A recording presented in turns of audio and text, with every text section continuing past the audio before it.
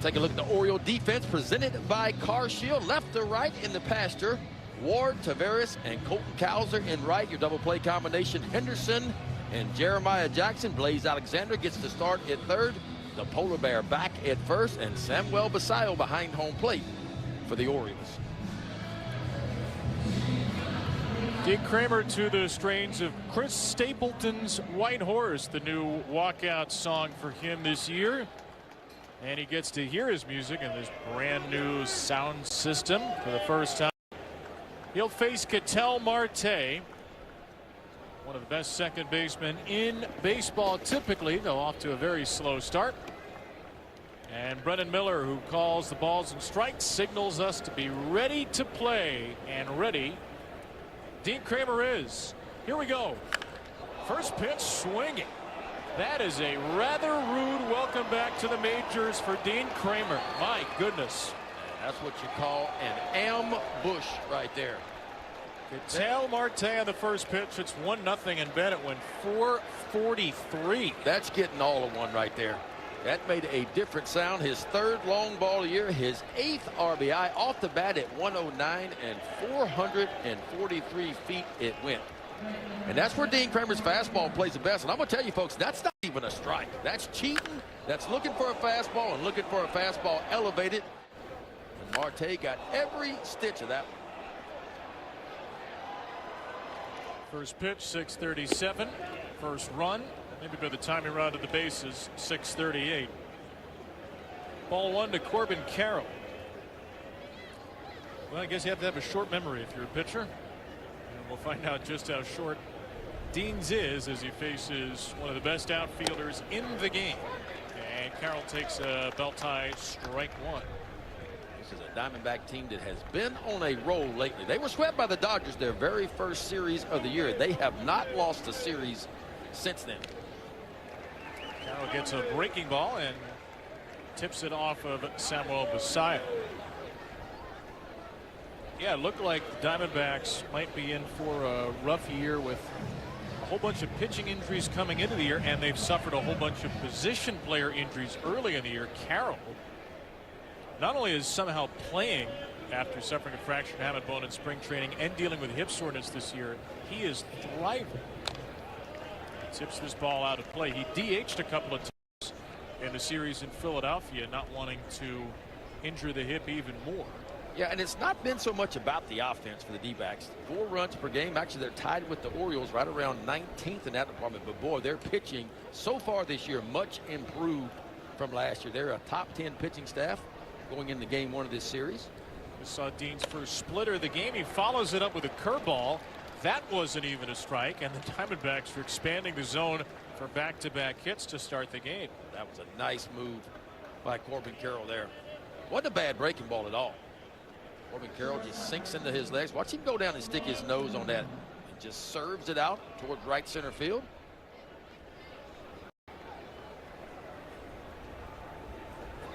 So a home run for Marte, a base hit for Carroll, and Geraldo Perdomo, like Marte, is really struggling early. Stands in. And Perdomo's first pitch swinging. There's a good splitter from Dean. How important, Ben, is that pitch going to be tonight? Well, I'm just kind of going off what the D-backs are doing right now. They're hunting fastballs. They're getting out early, and so your job as a catcher in Basayo and Dean Kramer as a pitcher is to try to recognize what the game plan is and start to adapt. And now Dean Kramer going to that splitter right away, the off-speed stuff, just to try to neutralize them looking for the fastball. He's already thrown 3 of 8. Perdomo, an all-star a year ago, finished 4th in National League MVP. I should say a Silver Slugger, not an all-star. He gets jammed here, fists this one into shallow right, and Jeremiah Jackson makes a terrific running catch out from second. He's played a very strong second base this year. He sure has. I mean, for a guy that's playing second base, mostly a third baseman and an outfielder last year for the Orioles, moved over to second base this year. And I tell you what, defensive run save, we were talking about this before the game. He is a +2 in defensive run save for Jeremiah Jackson, so playing a nice second base, and that wasn't an easy play right there. And the first out for Dean brings up Adrian Del Castillo. Small lead for Carroll at first. Kramer checks on him anyway. Merrill is a great base stealing threat despite the small lead there. Yeah, and he's only got one stolen base, and you got to wonder, is he not running because of the hand? You know, he's a hit first slider, and so you got to wonder, is it the hand? Is that the reason why he's not running? There's a ground ball to second. Jackson flips. Henderson completes it easy. 4-6-3 double play. So a good finish to the inning after the first pitch homer. It'll be Henderson, Ward, and Alonso against Ryan Nelson next.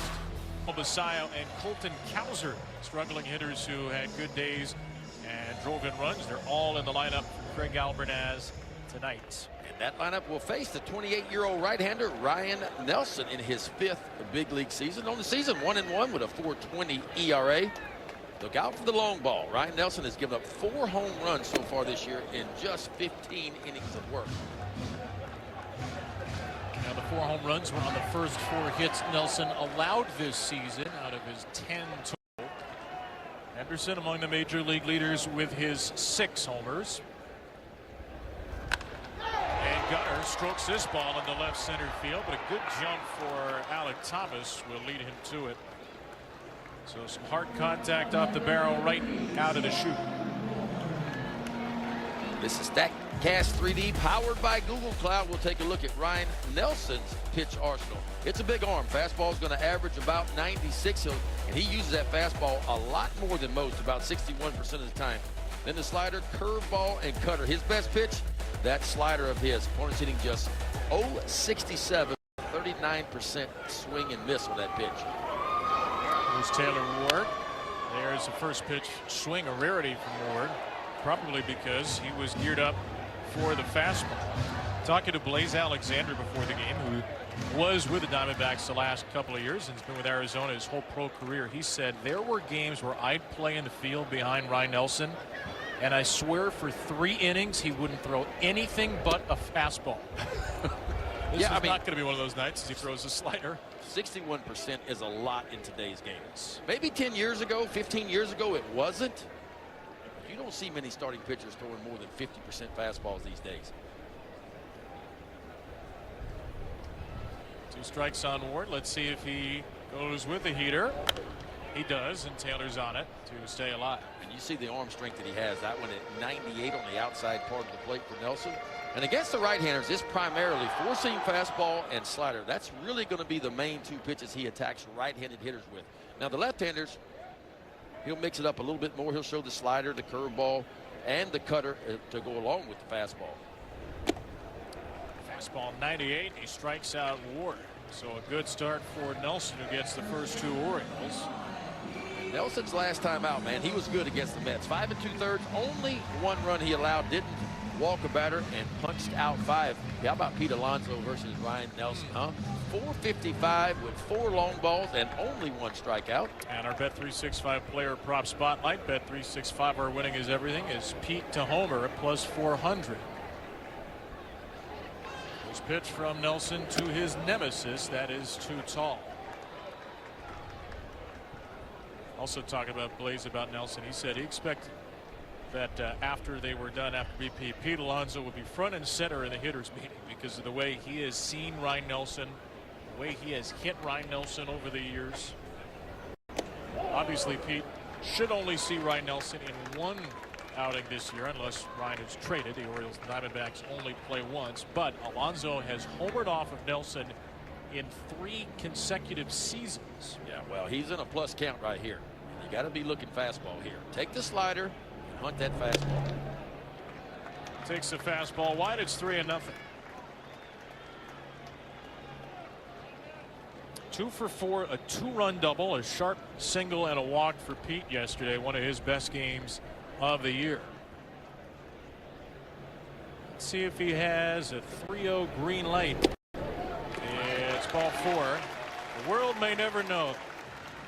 Ryan Nelson, who knows the numbers, puts Alonso on with 2 outs. It's Alonso very careful there. I'm sure you've had moments like that, Ben, where it's not an intentional walk, but it might as well be. Yeah. The hitter in the context. If you want to get yourself out, I'll let you, but I'm not going to throw a strike.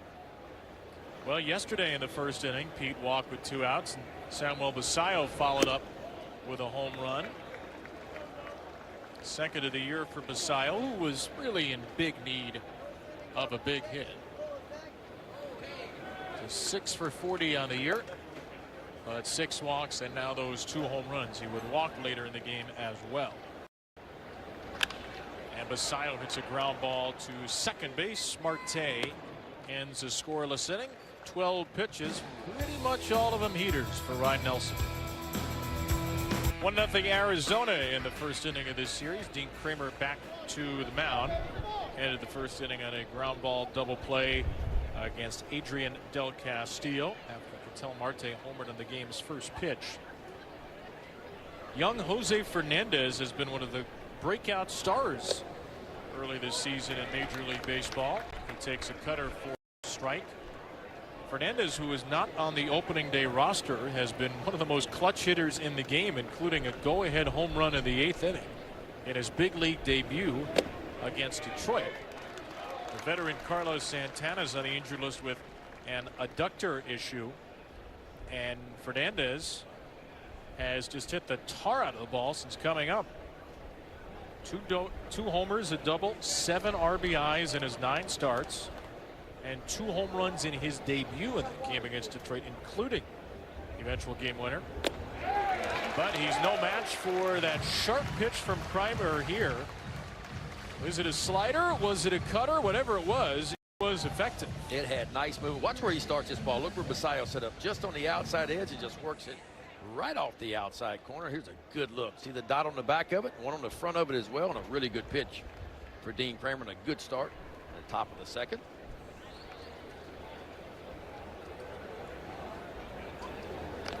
Ildemaro Vargas punts it foul. We're not sure, Ben, maybe you have a better idea what that pitch is, because Dean, we haven't seen Dean. Starting pitcher gets called up on the day of their start. You don't have a chance to talk to them.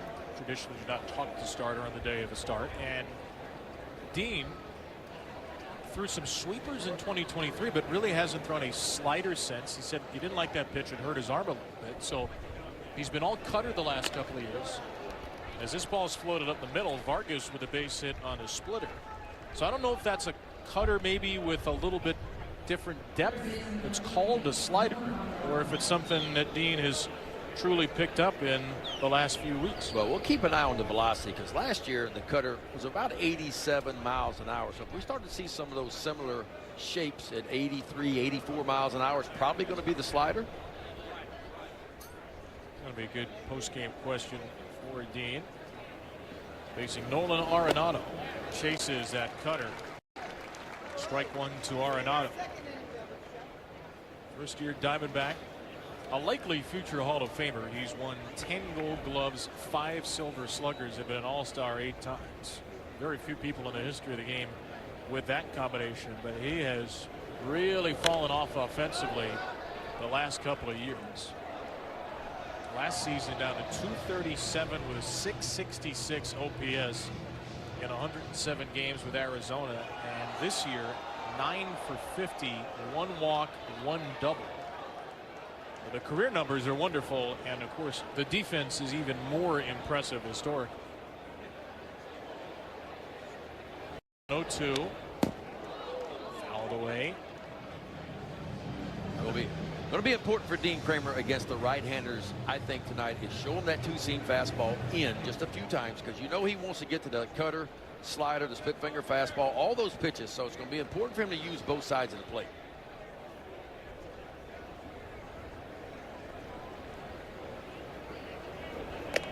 There's a fastball, run him up looking. Second K for Kramer. Wasn't looking for the fastball right down the middle. That's exactly where that one was. So 2 strikeouts here in the second inning, right at the top of the zone.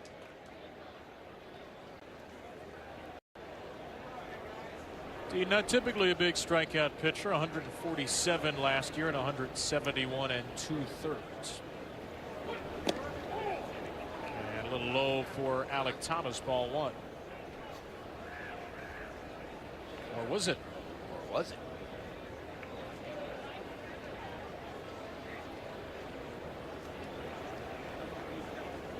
Struggling Thomas at just 133, 6 for 45 with a couple of walks, and Dean will shuffle his feet. Diamondbacks normally have a really good offense. You go back to 2024, they had the #1 offense in baseball, nearly 5.5 runs per game. Last year they were 6th best at 4.9 runs per game.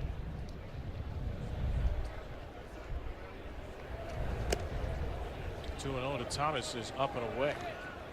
I mean, you have to imagine Ketel Marte, maybe it started tonight, is going to get really hot soon. Geraldo Perdomo is going to get really hot soon. Can they get anything out of Arenado?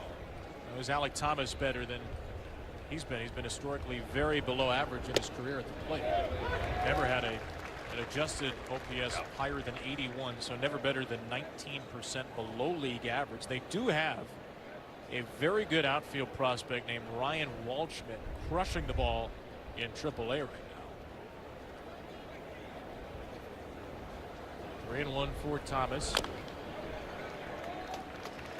Did you ever see Ryan Waldschmidt at Kentucky? Was a first-round pick 2 years ago. I saw him, yeah, probably about 3 years ago, either in his freshman or sophomore year. I remember the name.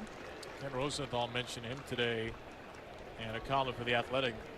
There are conversations about calling him up very soon.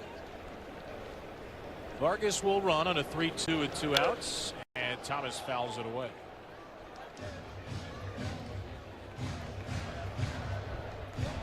And for the Diamondbacks, Ben, it feels like if they can tread water until Corbin Burns comes back from Tommy John and H.A. Puck in the bullpen and some other big pieces, they could be a postseason team. They could look a lot better come September than they do right now.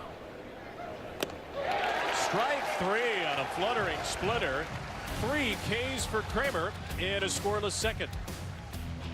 Flash home run.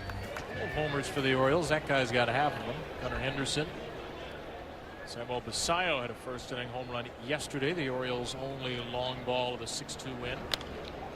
First pitch swinging for Dylan Beavers. Fouls away the first from Ryan Nelson. An old Pac-12 battle here. Nelson from Oregon, Beavers from Cal. They were drafted 3 years apart. Old Pac-12 schools who are now in the Big Ten and the ACC. Beavers, Leody Taveras, and Colton Cowser all will hit left. Left-handers have 3 of the 4 homers against Nelson early in the year. And Dylan hops this one to Ildemaro Vargas for the first out.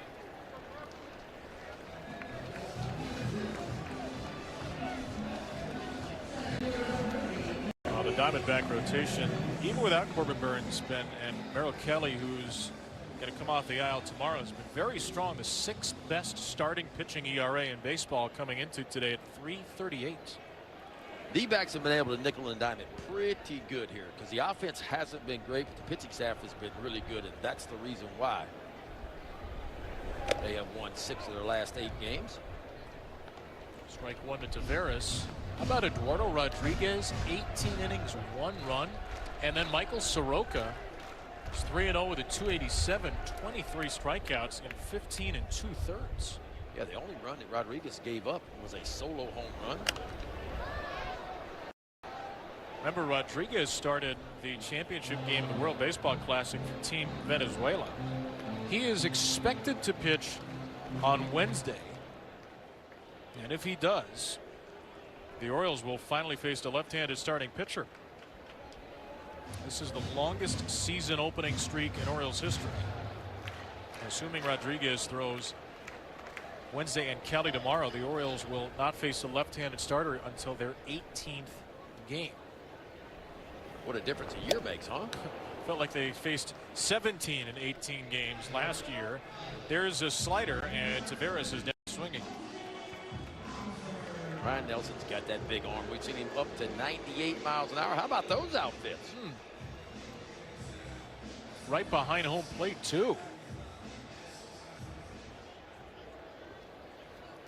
It's a little more of a lucrative business, milkmanning these days, I guess. Ryan Nelson throws a lot of fastballs, as we've illuminated, and he throws one right in the happy zone to Cowser. Cowser to me had some good at bats yesterday, man. I think it was his first at bat. Got up in the count, really good changeup on the outside part that kind of oozed off the zone, didn't offer it, and it's put on a curveball, walked.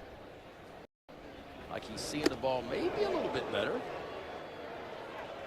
Well, as we've seen time and again, Colton has trouble with changeups and splitters. Ryan Nelson doesn't have one. He did throw a changeup last year 3% of the time, but he appears to have ditched that pitch. He hasn't thrown it a single time this year. Well, if he's got one, we're going to see it against Colton Cowser at some point. Well, 3 straight fastballs. It's been almost nothing but heaters so far, and almost nothing but outs. Just a walk in 2 innings against Nelson. And ever since Ketel Marte's first pitch home run, Kramer has pitched well. He's frankly looked then through 2 innings like Dean Kramer.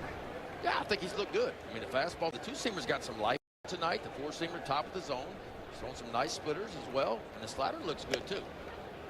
And that's what he did so well last year. First pitch strikes, man. Dean Kramer last year right at 66% first pitch strikes. 66% would be even worse than what he's done so far tonight. About 78% right now. 7 out of 9 as he's 1-1 the night, hitting Jorge Barosa. 5'6" and 165 pounds. Diamondback switch hitter.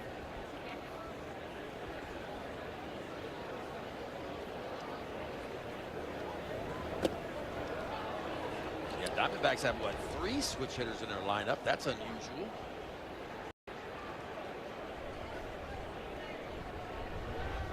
One of them is coming up next, Marte, who led off the game with a homer. That ball grounded just foul.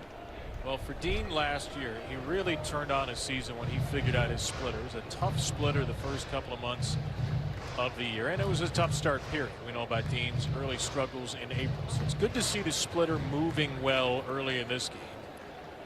It was his last strikeout pitch. After April last season, the splitter velocity dropped. He got a little more separation, and check out the whiff rate. 9% through April, 44% from the month of May on. Allowed as many barrel balls in the first month as he did in all the other months. And he throws it on 2-2, but it's up and away. Yeah, he told us last year, he said, I just lost a feel for it in April. Like he couldn't command it, didn't throw it as much as he wanted to, because that's his best out pitch. And for whatever reason, he just could not get a feel for it. But once the month of April rolled off, we got to the month of May, he started to get a good feel for it. That's a foul tip, strike 3 on a cutter. 3 straight batters have struck out against Kramer.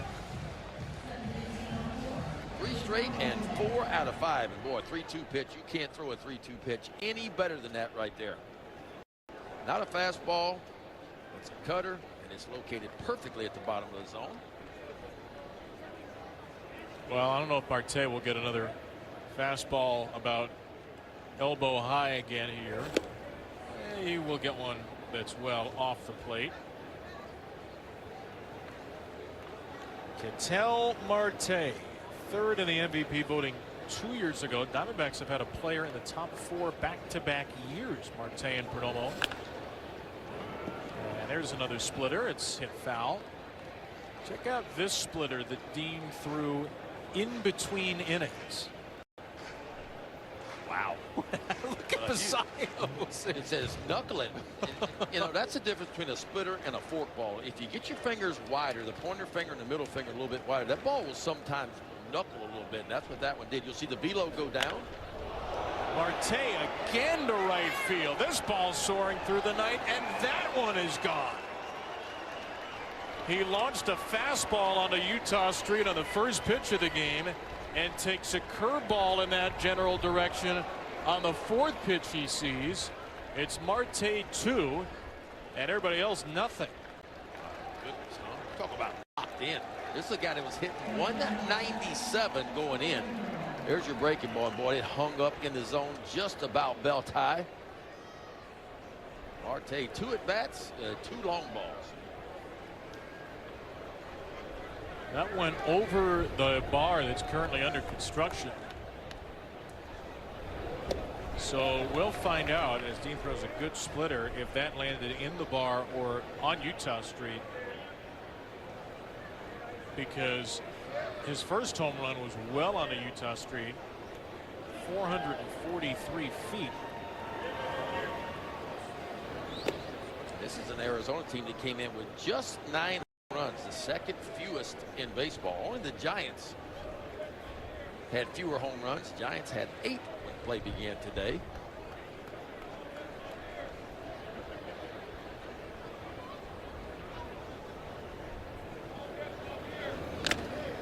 Fouled away off of Pasayo's mask. Brendan Miller, the plate umpire, will give them time.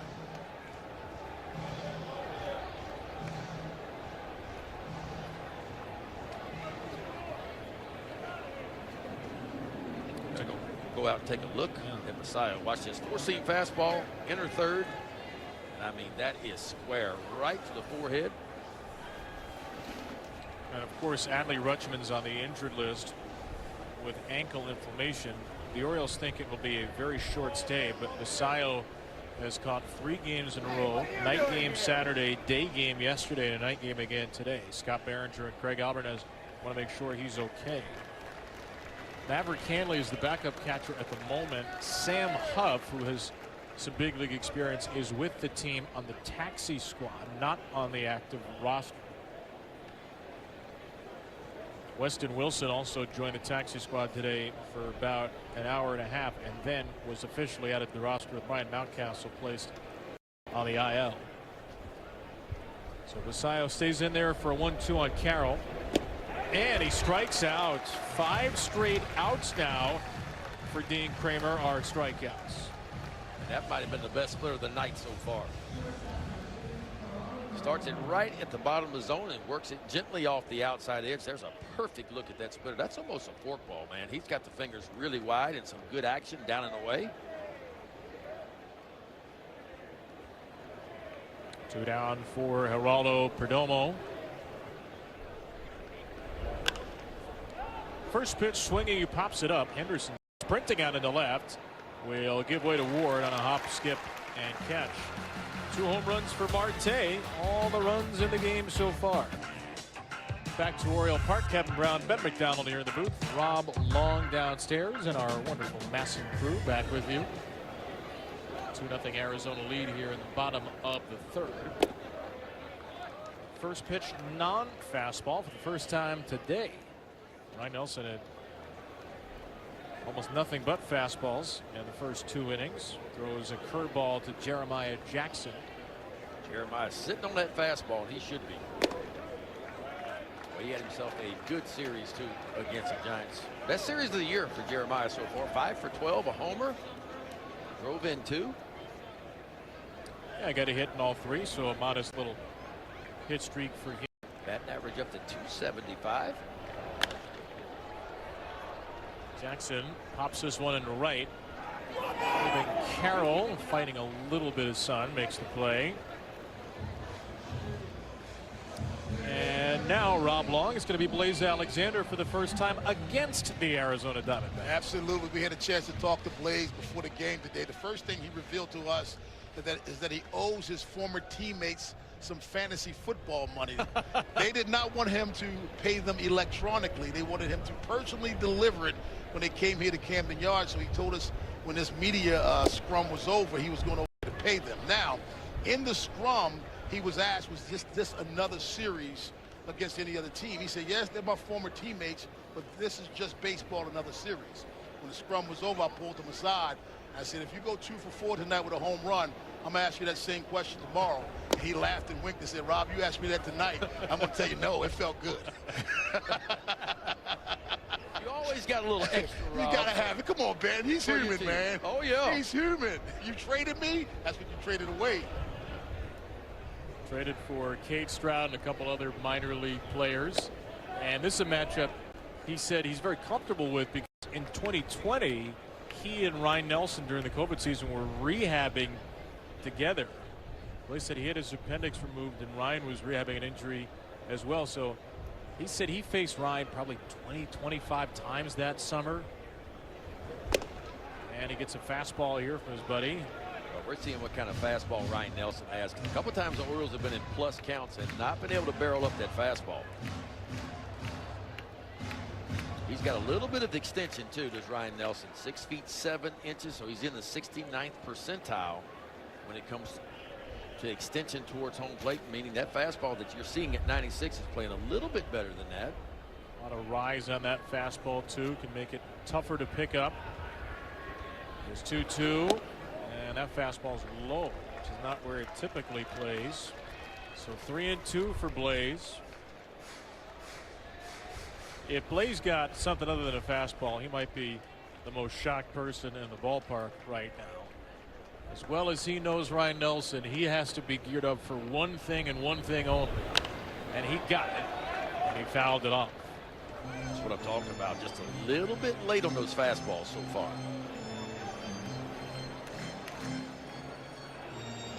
One gleaming window in the warehouse overlooks us on a beautiful cloudless night as far as our eyes can see. A little bit of rain this morning here in Baltimore, but it's given way to perfect conditions. He did throw him a 3-2 pitch that was not a fastball, and Blaze flicks it out of play. Again, Blaze said earlier today that I've been in the field behind Ryan Nelson for 3 innings, and it feels like sometimes he doesn't throw anything but a fastball. So he's gotten 3 sliders from his longtime teammate in the organization. Pitch number 8. Blaze puts it in the air to right. Carroll into the corner, dropped it in foul territory. So that is just a foul ball. Corbin Carroll, normally a wizard defensively, could not squeeze it in that corner, and Blaze is given new life. Yeah, that's normally a ball Corbin Carroll catches right there, because he got to it in plenty of time. The ball hit right in the tip of his glove. Rookie of the year back in 23 was Corbin Carroll, 2-time All-Star, Silver Slugger as well. And are the Orioles going to challenge this is the question.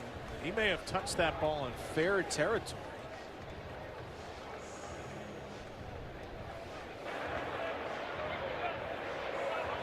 The ruling on the field is a foul ball. Baltimore challenge. Okay, so John Tumpane, the crew chief, tells us the Orioles will use a challenge here in the 3rd inning. They think Corbin Carroll contacted that ball when he was in fair territory. It's our Hyundai Manager's Challenge. The Hyundai Getaway Sales Event deals so right it almost feels wrong. Only at your local Hyundai dealer. Man, that is close, huh? Watch this. Looks like to me the ball is fair from this angle, and he's clearly in fair ground.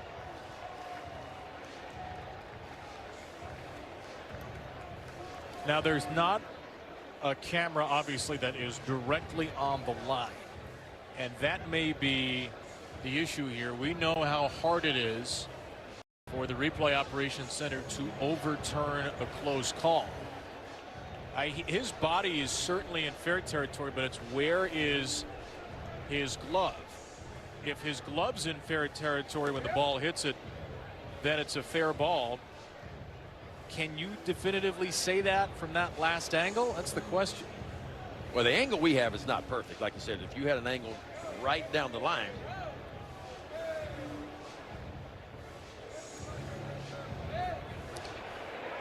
After review, the call on the field stands. Foul ball. Baltimore loses the challenge. This is just the way it typically goes at the replay operations center. If that was called a fair ball, the Diamondbacks are not going to challenge. But because it's called foul, the standard to overturn it is just so high. Do you think, forget whether it should be overturned or not, do you think he touched it in fair territory? From the angle we had looking at it from here, I thought he did. I think so too. But again, if you would get down the line, those angles will fool you sometimes. Yeah. And apparently there just wasn't enough there to overturn it.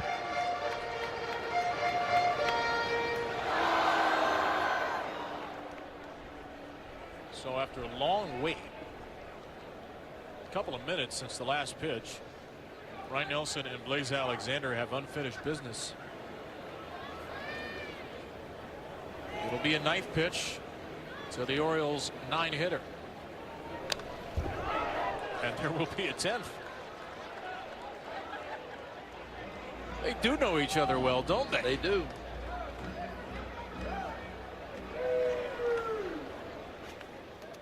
Blaze trying to snap an 0 for 9. His last hit was 6 days ago on Tuesday. Another 3-2. Basically out of the glove there from Alexander. And was it out of the glove? Yes. Catcher's interference is the call on Adrian Del Castillo. The Diamondbacks will look to see if they want to challenge. But Brennan Migler signals for catcher's interference, which sends Blaze Alexander to first. And the challenge timer has run out here, so the Diamondbacks can't challenge, and they won't. Well, here's a look at it. Did it tip the glove? Man, I couldn't tell there. I don't know that he did. I don't think he did. Maybe the Orioles catch a break right here. Feels like the universe making up for that missed challenge a little bit. That'll go down as an E2.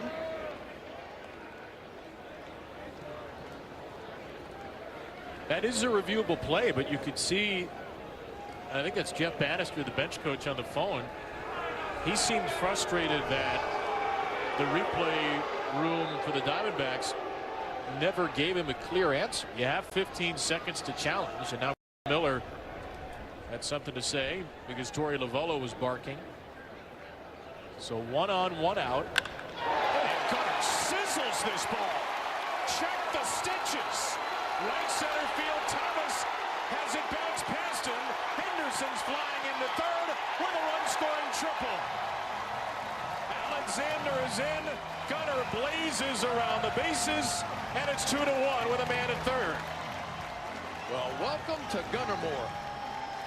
Because Gunnar Henderson is wearing it out right now. You talk about loud, too, man. First triple of the season. When it came off the bat, there was no doubt that ball was going to make it to the wall. Even as fast as Alec Thomas is out in center field. Watch this swing here. You talk about matching the plane of the ball. And Gunnar Henderson, at this point, is thinking one thing. I got to figure out a way to get to third base. Grabs another gear coming around second base and easily into third with his first triple of the year. And the Orioles have cut the lead in half. And Taylor Ward trying to tie it, chips one foul. I'm shocked that was only 103 off the bat. That sounded like it was 203. And Thomas just whipped on it.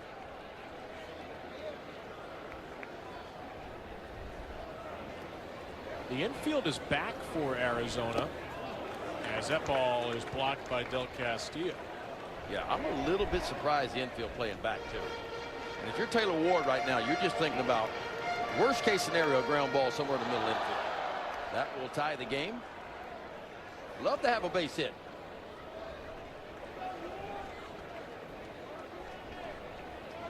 1-1 to Ward, who struck out swinging his first time. And the slider is a strike. Now let's see with 2 strikes if Arizona brings the infield in. We saw the Giants do this with 2 strikes over the weekend, and that's exactly what they'll do.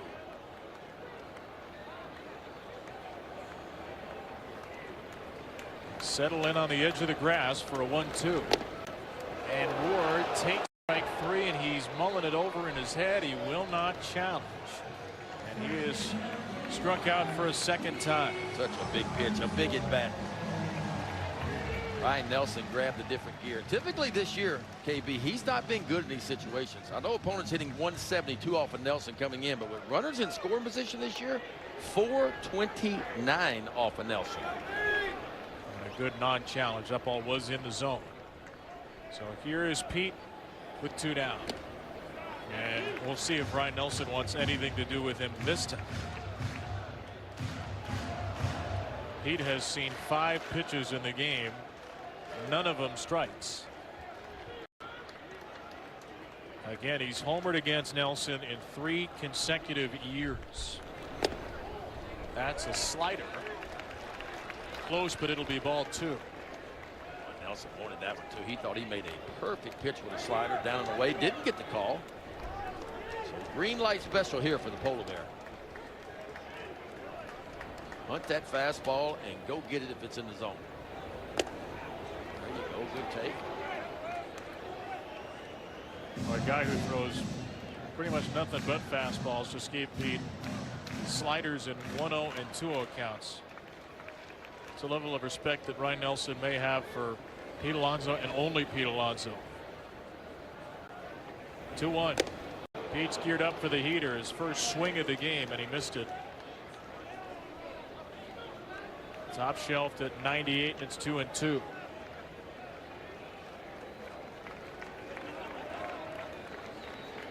Pete snapped a 2-for-34 streak going into yesterday with a walk, 2 hits, including that 2-run, 2-strike double in the 5th. Trying to bring home Henderson with a tying run from 3rd. And up and into Pete. Yeah, I'm not sure that's where he was trying to go with that fastball. Looked like he was trying to go away, but fastball up and in typically sets up sliders down and away. Sometimes you can set up guys with your misses as a pitcher too. I think that's what he was trying to do, Ben. The slider caught a little more of the plate, and Pete fouled it off. So it seemed like the sequence that was in your mind was where he wanted to go. He just didn't spot either pitch quite correctly. Right. So do you go back to the heater here? Man, your guess is as good as mine here. It's either going to be a top shelf heater or another slider down and away. That's primarily what he's going to attack right-handed hitters with. Top shelf fastball. Pete goes way up to get it. Carroll's at a busy inning, and he makes the catch in foul territory. So Nelson gets Alonso, and the Orioles strand Gutter after an RBI triple. Yesterday, a great family Sunday at the ballpark, and a bunch of kids in the house on this Monday night. What a night. 80-degree temperature. And getting warmer, too, the next couple of days. I haven't looked at the weather report. I did not realize. We're going to be bumping 90 in a couple of days. Ooh. Don't worry, then we'll go to Cleveland. Well, the good news, the extended forecast, I was kind of checking this morning, not going to be extremely cold in Cleveland or this is great news. Kansas City. I love what now that could change, but as of right now, it's going to be quite comfortable. Now, let me ask you this. Did you look at Cleveland, Ohio, or Cleveland, Michigan? Well, I knew that was coming, and I'm pretty sure I got Cleveland, Ohio. Have we discussed this on the air yet? No, we haven't. I don't think we have. We're going to Pittsburgh, the first road trip of the year. Ben and I like to text and coordinate what we're bringing so we match our outfits. You know, like a bunch of good Catholic school kids or something. Right. And I texted you and I said, what are you bringing? And you said, I'm not bringing any polos. It looks cold in Pittsburgh. And I texted you and I sent you a screenshot of my Weather Channel app. And I said, it looks like it's going to be in the 80s Saturday. Because we use different Weather Channel apps. What do you use? I use the Weather Channel. I got another one, but our pictures weren't matching. Right. But neither was our cities either. Yes. So you send me not my Pittsburgh, and your Pittsburgh says it's in like the 50s, and I realize your Pittsburgh does not have an H on the end. You texted me back and says you're missing an H on the end of your Pittsburgh. You had searched for Pittsburgh, Michigan, which I learned existed when I saw your misspelled text. Strike 3 to Del Castillo. Is he going to challenge? Nope, too late. And Dean Kramer has 6 strikeouts, and 6 strikeouts out of his last 7 outs recorded. Yeah, and this splitter's starting to dance a little bit here. Did he catch the bottom of the zone? Maybe an inch low, but gets the call, and Dean Kramer will certainly take it. Anyway, from now on, we're double checking all spellings. Yeah, spelling has to be checked with me for sure. It was cold in Pittsburgh, Michigan over the previous weekend, but it was beautiful for 2 days. All right, so there we go. Look, it's not that far of a difference, really. Yeah, it's just a little bit way further into the north and west. A couple of 200 or 300 or 400 miles away. You can't slip anything by our crew, can we? No. Sully doesn't miss a thing. Jose Fernandez struck out swinging his first time at a slider, and Dean bounces one. Well, Dean has given up 2 home runs. The pitch Marte hit, according to our friend Alex Fast, who's been on our StatCast shows the last couple of years, that was the 2nd highest pitch hit for a home run in the major leagues this year. The one in the 3rd inning was a curveball that was really a cookie. Other than that, Kurt, Yeah. many mistakes for Dean today. Well, I feel like just one mistake so far. I mean, I'm not counting that first fastball. Look, when it's 10 inches above the top of the zone where it felt like it was, and you give up a home run on 94, that's not a bad pitch. 1-2 for the rookie Fernandez. Top to second and to short. Henderson's throw wide, and it pulled Alonso a little bit to the left. So Fernandez reaches base on what was a routine ground ball. See, Pete's a little bit upset with himself. We'll take a look at it here. This ball is going to kind of work left to right. See that ball kind of take off to the right, and Pete tries to keep his toe on the bag.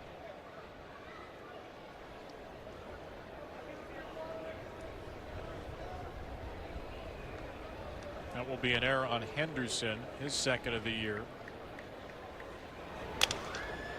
Now a ground ball. Diving play by Pete, and he'll take it to first himself. The sweet relief of defensive redemption. Well, the ball will find you, won't it?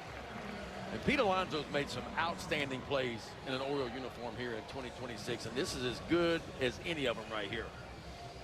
Holding the runner on, and he'll bounce off the bag, and watch him go to the forehand side, snags it, and touches first base. Well done by Pete Alonso right there. Good job by Dean, too. Hot footing it out of the way. Runner at second, 2 down, and a strike to Arenado. First pitch strikes now 6 in a row now.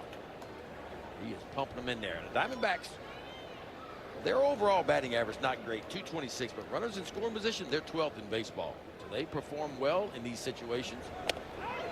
Swing and a miss, sharp slider to Arenado.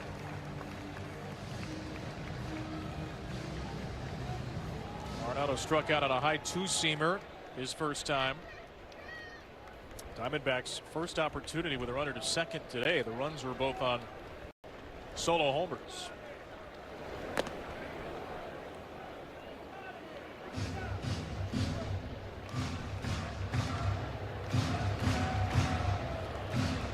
It's a big out for Dean to get after the error. Work around a defensive mistake. Get through 4 pretty good innings. Well, the heart of the Orioles order coming up. 1 and 2 for the 34-year-old Nolan Arenado. And he belts this ball to left field. Arenado with a long 2-run, 2-out homer. Arenado had 1 extra base hit in 53 plate appearances, and he finds the magic left in the bat. His first home run of the season, and the Diamondbacks extend the lead to 3. Well, I don't know if that's guessing, KB, or what that is, but a 2-strike count and a ball that's marginally even a strike. It might have been above the top of the zone with a 4-seam fastball. Yeah, and it's just above the top of the zone. For an Arenado to go up and get this in a 2-strike count tells me he was just sitting on fastball. Because there's no way you can cover the fastball and the split finger fastball.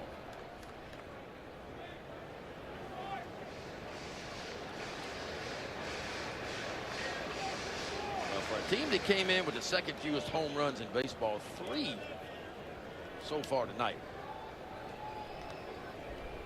Some statistical gravity here. Great ball grounded foul by Thomas. Arenado has been one of the poster childs for slow bat speed over the last few years. Bat speed dropped a lot 2 years ago, got it up a little last year, but it's a very long swing and not terribly fast. But he was all over the heater as Dean follows it up with his 7th strikeout. An error compounded by a 2-run homer. It's 4-1.com. Weekday weekend all year long in the Charm City Circulator. A couple of unearned runs for Arizona after an unearned run for Baltimore. 4-1. Ball one to Samuel Basallo. Nolan Arenado, who's had a dreadful start to the year, was all over. That 2-run homer from Dean Kramer's 354th career home run, a 2-run shot after a Gunnar Henderson error.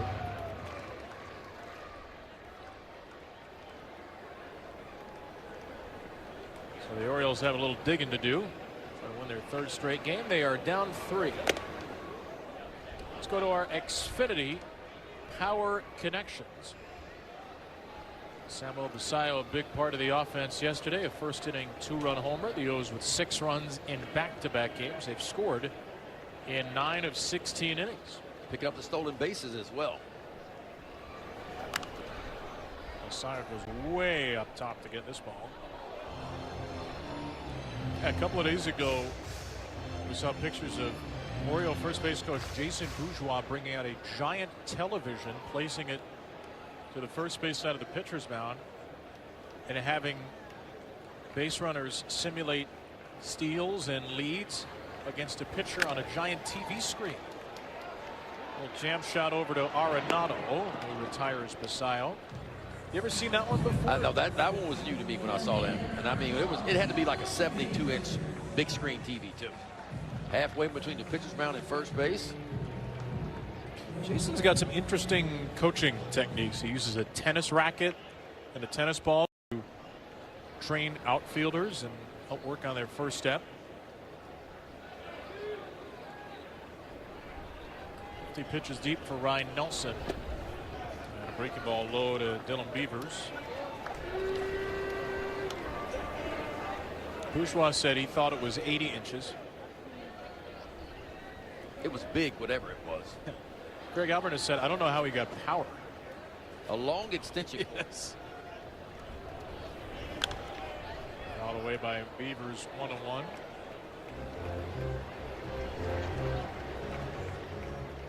Blaze Alexander, who was part of that group, talking to Jake Rowe of MLB.com, and he said, I think it's a whole lot easier than holding the iPad and getting mental reps looking at it. Base runners had to take off when they saw a certain movement. There were regular pitches and pickoff attempts from old games.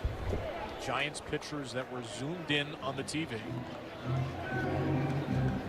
And Jason Bourgeois is a big part of the run game at first base. He will signal to runners at first sometimes if they have the green light to steal. Doesn't just come for Buck Britton at third.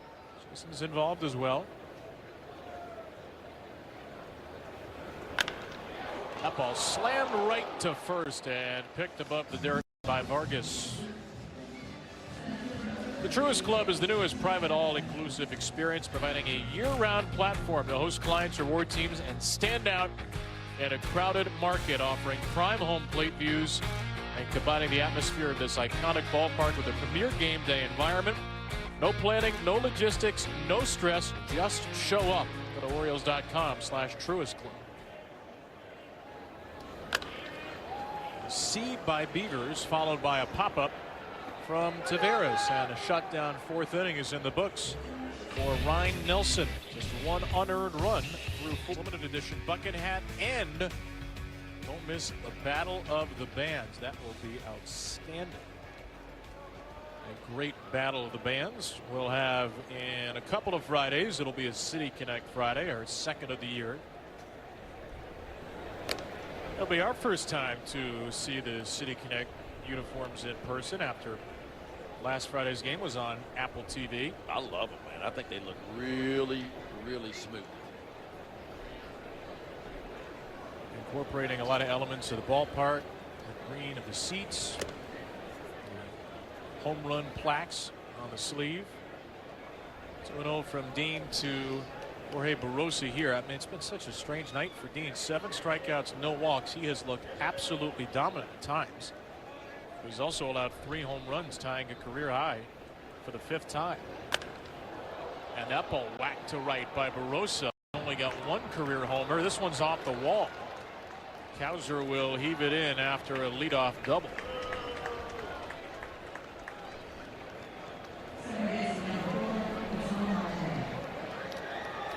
Not where Dean Kramer wanted this pitch right here. Looked like a cutter, pretty much middle.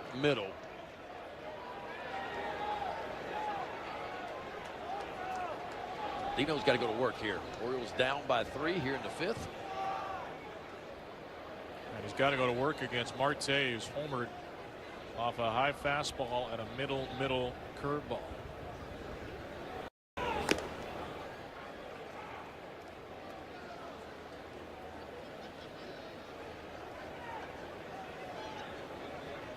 Marte had 2 homers coming into the game, hitting 197 with a 269 on base. Average has risen 25 points, and he's doubled his home run team.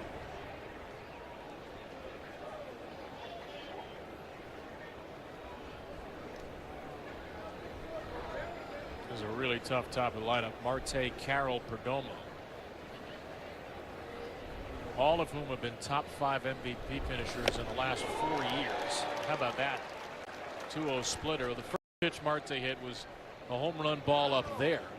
Now Dean's given up 2 hits right down the middle today. 1 top of the zone. The other 3, Ben, have been pretty far out of this. Yeah. I think the Diamondbacks have guessed accordingly. Martell was hunting a fastball the very first pitch of the game and went up way above the top of the zone to get one. So looking for a fastball up and got one. And Arenado's swing to me on a 1-ball 2-strike count, for him to be able to go up right at the top of the zone and hit a home run tells me he was not respecting anything off speed. He guessed right. He got the fastball at the top and hit it for a 2-run homer. Marte will call for time. Because Dino throws a lot of splitters to left-handed hitters and right-handed hitters in 2-strike counts.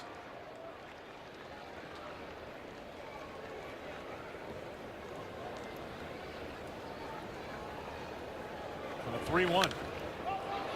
Marte pops it up. Basayo hoping for a play, and he won't have it. Cal Ripken Jr. was a little bit out of harm's way right there. A few rows past the Iron Man, who is front and center again tonight. Oh, he would have caught it if it was hit to him. Not much got past Cal. When you were on the mound, did anything get past Cal? Not very often. And he would position himself in some weird places. You turn around and a ground ball would go by you to your right as a pitcher, and you're like, oh my gosh, that's a base hit. And he's just squared up right on top of it. He didn't have any cards in his back pocket. He just knew where to play the hitters. And he always used to say, hey, you hit your spots and I will be in the right spots. And more times than not, he was. He knew the tendency of every hitter, how fast every hitter was. You saw that pose a lot, is what you're saying. A lot.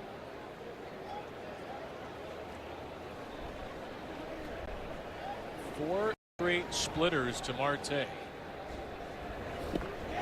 it 5. A dive-bombing split, the 8th strikeout for Dean Kramer.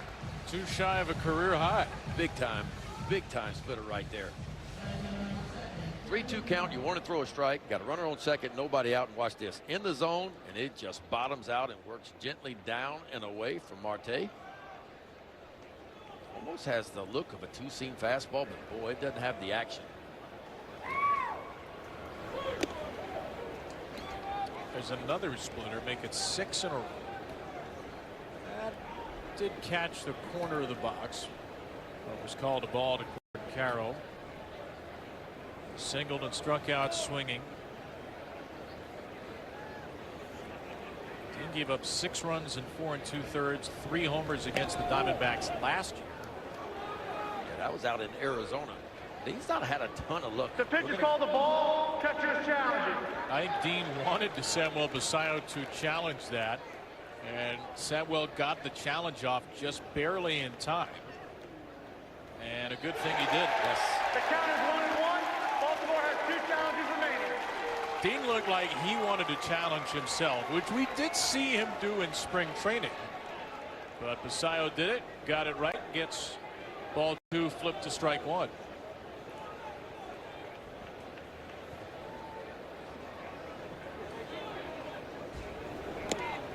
We've only seen a couple of pitcher challenges from the Orioles. Ryan Helsley, we saw Chris Bassett go for a challenge Friday. Dean looks like a guy who wants to challenge a lot. We'll see if he's able to restrain himself. I think most pitchers are like that. That's why you're not seeing many pitchers. Pitchers are very emotional.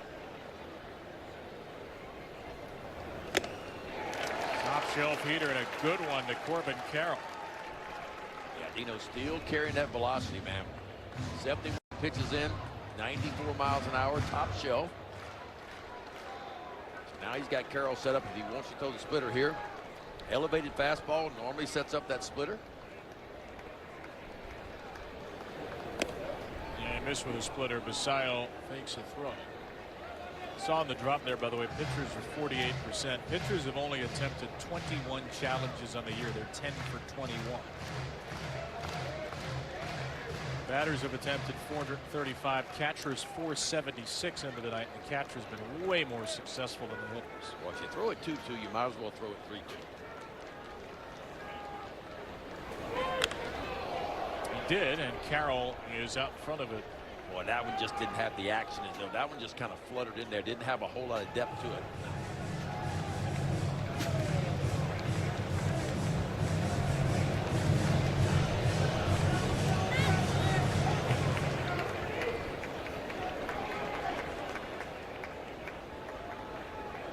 This will be a 7th pitch to Carroll in what has been an inning filled with splitters. Another one, and Carroll bites the dust. That's the good one right there. The one before that just kind of fluttered in there and was off as Carroll was out in front of it. But this is Dean Kramer's splitter at its best right here.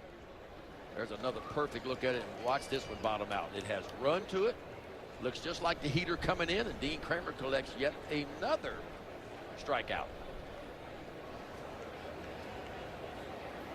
10 of the last 12 pitches have been splitters. There's another one, so 11 of 13 splitters.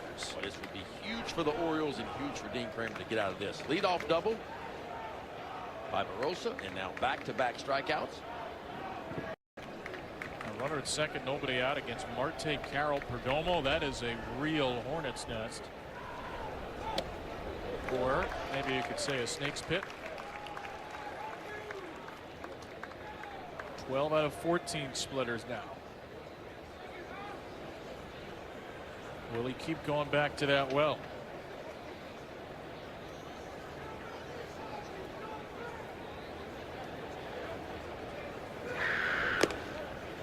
Finally goes to something else. A two-seamer on Perdomo, who popped out to second and flied out to left. Just 8 for 53 on the year, 151 batting average, though he does have 10 walks and only 5 strikeouts. So he's had some pretty grisly batted ball luck. Way outside. Pretty much stuck the curveball in his back pocket since Marte blasted it for a home run.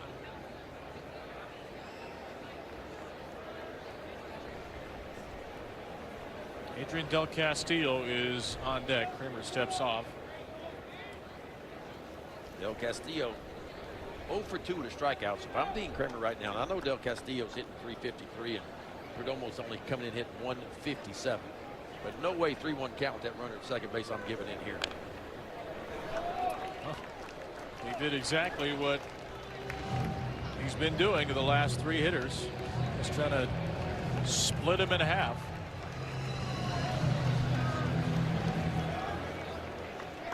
He threw 78 pitches in his last AAA start, 79 into the game. Nick Riquet is up in the Oriole bullpen. 3-2 for Perdomo. 2 out in the 5th inning. That ball dragged down to first. Alonso, Kramer, and good job by Dean shuffling around that leadoff double. Guaranteed all season long. Orioles.com/tickets for tickets. Orioles.com/memberships to become a Birdland member. 4-1 Arizona lead. Ryan Nelson has been very good. He's allowed just 1 hit, a Gunnar Henderson triple, scored an unearned run. He's walked one, struck out 3. Yeah, a lot of strikes, and what he's doing is he's collecting the first out of every inning so far. First batter he's been able to get. Well, when you get the first batter of every inning, the chance of the team scoring goes way down from there.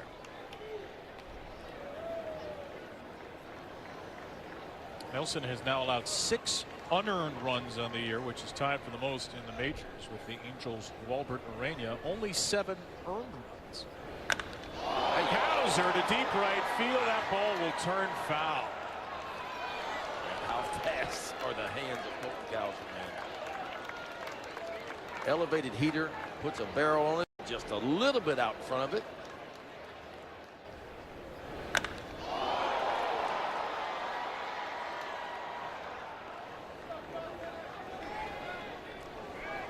That's 110 off the bat. Perfect launch angle, perfect exit velocity. Wrong direction. And you are going to get something other than a fastball. Again, Ryan Nelson does not throw a changeup or a splitter. Technically an off-speed pitch. It does have the curveball and the slider. He does have a cutter. I'm not sure we've seen that tonight. Will they break it out here? He went to the slider, and Colton goes fishing, so Nelson's retired the leadoff man 5 consecutive times. Almost looked like a backup slider, too. Yeah, this ball went the opposite way, man. That's tough for a hitter. You see the spin, you think it's coming back to you if you're Colton Cowser, but instead, backup slider works away from him. It is kind of like a changeup.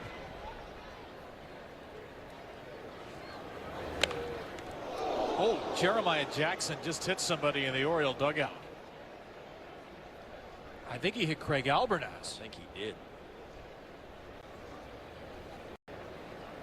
Albie, who stands right there in the open area on the stairwell next to the railing, got drilled, and you saw him immediately go down the tunnel. You got the netting over there, but obviously the top half of your body. Oh, might have got it in the head.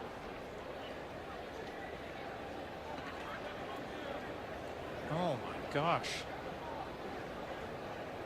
Arms folded together. Very little time to react. No, you have 0 time. I'm talking about when it's like that, man. You don't even have time to hardly blink your eyes. Mike Elias, president of baseball operations, trying to see if he can look into the dugout and see what's going on down there. 2 strikes on Jeremiah. Gosh, I mean, after the weekend the Orioles had, Adley Rutschman being scratched from a game and then going to the aisle with his inflamed ankle, Tyler O'Neill fainting on an off day because of dehydration, suffering a concussion, and then Ryan Mountcastle suffering a foot fracture routing the bases. You'd think that the baseball gods would provide some good karma. Instead, the Oriole manager gets drilled. That was a scary, scary moment. We'll see if Craig Albernaz returns to the dugout. 2-2 here. Good take.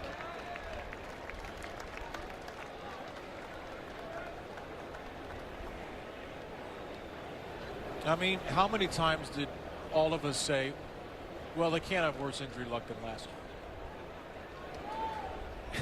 Both of these teams have been beat up pretty good early in the year in 2026. 3-2 for Jeremiah. A little tapper. Nelson, bare hand, wide throw. And that will go down as an infield single for the Orioles' second hit. Jeremiah Jackson looked like he got the fastball he was looking for, and I mean right off the tip of the bat. You couldn't have stood at home plate, maybe rolled it any better than that. Go down as an infield single. See Nelson trying to get to it, throws across. His body just yanks it down the right field line. So a base hit for Jeremiah Jackson. Not the way he planned it, but he'll take a 4-game hit streak. And now Blaze, who reached on catcher's interference to end a 10-pitch sequence.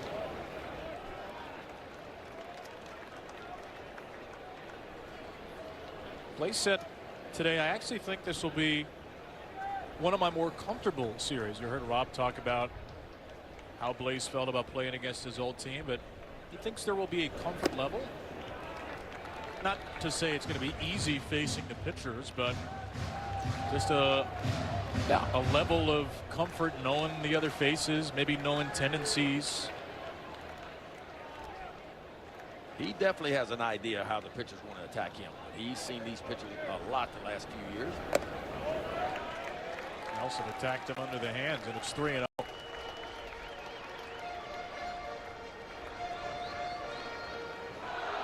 Well, Gunner's sitting in the on-deck circle. This would be huge for Blaze to be able to get on in front of him. He'd represent the tying run. And Blaze shows bunt on 3-0 to his old buddy. And it's a 4-pitch walk. Well, he certainly has looked comfortable in 2 plate appearances. Alexander reaching on catcher's interference and now a walk. And with 1 out, here's Gunner with a chance to tie it. And let's check out our Supermo Cam presented by Hyundai, the Hyundai Getaway Sales Event. Deals so right it almost feels wrong. Only at your local Hyundai dealer. Boy, sitting on the fastball, and that's getting one. A nice short stroke matching the plane of the ball. Buries it out in right center field. Alec Thomas couldn't get to it. Blaze Alexander would score all the way from first base. All right, so if you're Gunner now, the pitch you got, the pitches Nelson's thrown, the meeting at the mound. Where do you think he might go first pitch? Because I'm sure he doesn't want to throw it in that plane again. I don't think he wants to throw it there, no. But if I'm Gunner, and because Ryan Nelson throws so many fastballs, I'm still thinking fastball. But I think the place to hit it, I know Gunner's been pulling the ball in the air a little bit more, but man, if he can think right center on the fastball, anything other than that, he's got some barrel left for anything off speed.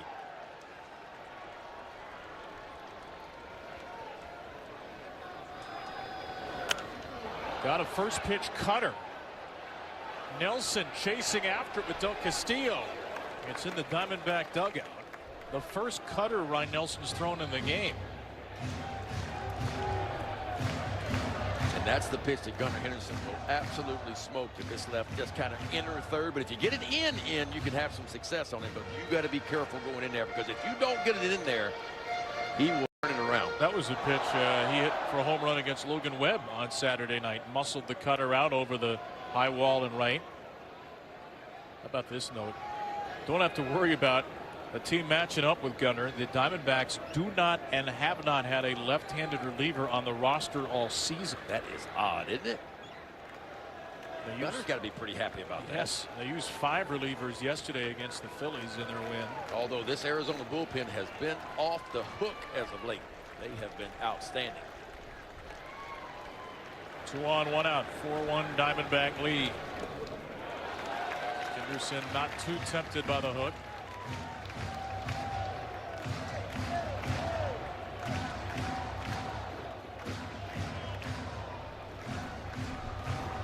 A hard line out to center, a harder triple to center. Thomas shaded well into left center as Gunnar takes another cutter. So Ryan Nelson did throw a single cutter in the first 70 pitches. He's tossed in 2. You got to think heater's coming. Ryan Nelson hasn't gone 4 pitches without throwing a fastball all game. Oh, there it was.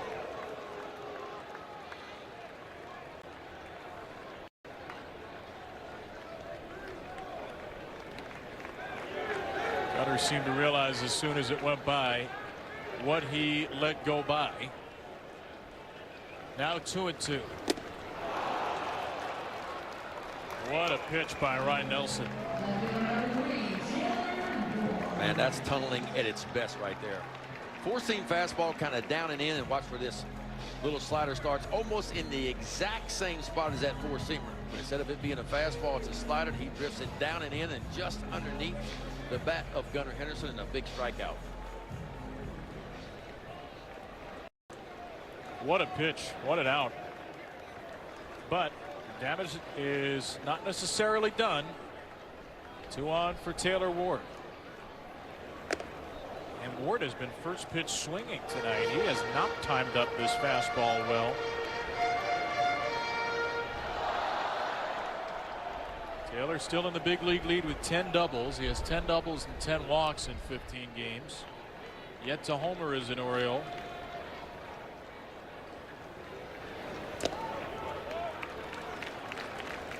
Taylor Ward is just scattered all through the league leaders in a lot of different categories. 5th in batting average, 4th in total hits coming in, 4th in extra base hits in the league, and 9th in on base percentage as well for Taylor Ward. Saw Grant Wolfram just start to get loose. Albert Suarez has been up.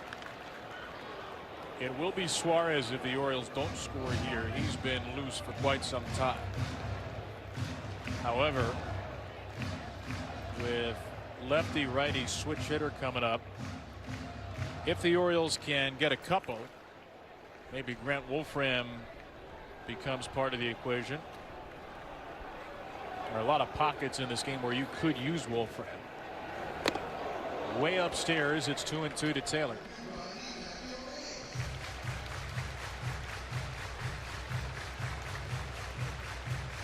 Boy, Pete would love one more chance here in the 5th inning at Ryan Nelson. Has gotten him out once, walked him once. Be the 80th pitch tonight for Nelson. 2 on, 2 out. And Ward fights off a 2-2. Trying to get a little more timed up with a pitcher who struck him out twice. You just can't get too far out in front of the fastball because you know in the back pocket Nelson's got that slider. He just elevated a fastball. I wouldn't be surprised if he goes slider away here. Oh, back to the fastball, and Ward couldn't hold it. 3 chases for Taylor Ward in the same at bat, and 3 strikeouts in the inning for Nelson. Is in making his 3rd appearance of the year. 1 for 1 in save opportunities, an outstanding ERA. He's worked in 5 innings, and opponents hitting .167 off the right-hander Suarez. 4 runs, 2 earned for Dean Kramer in 5 innings. Yeah, didn't walk a batter, 9 strikeouts. So a really solid outing for Dean Kramer. Yeah, there was so much that was good about the start. 1 mistake on a home run and then a couple of home run balls on pitches up and out of the zone. Which is, you know, maybe not to say they were exactly where Dean wanted. The one to Ketel Marte was way high, and then the one to Nolan Arenado just above the zone. Nolan went and got it. For a season debut in the big leagues after 2 starts in AAA, though, Ben, I think there's a lot for Dean Kramer to be happy about. A pitch that looked like that, the splitter. I love the splitter. The splitter really came along in the 3rd, 4th, and 5th inning for Dean Kramer. In the 5th inning, he threw 14 splitters out of 23 pitches. And now Suarez will try to keep it close. 1 and 2 on Del Castillo. Do a lot of first pitch strikes at Dean Kramer.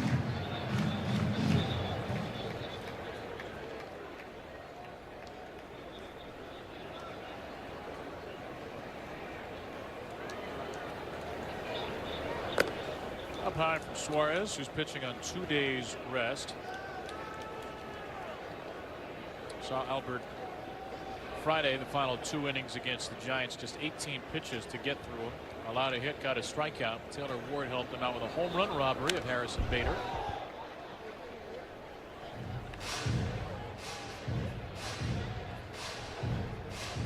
Del Castillo grounded into a double play, struck out looking against Kramer.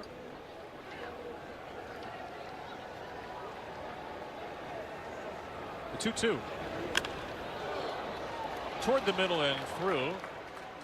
Del Castillo shoots a base hit into center, and the Diamondbacks have a leadoff man on for the 3rd time. Let's take a look at Dean Kramer's line on the night. 5 innings, 6 hits, 4 runs, only 2 of which were earned.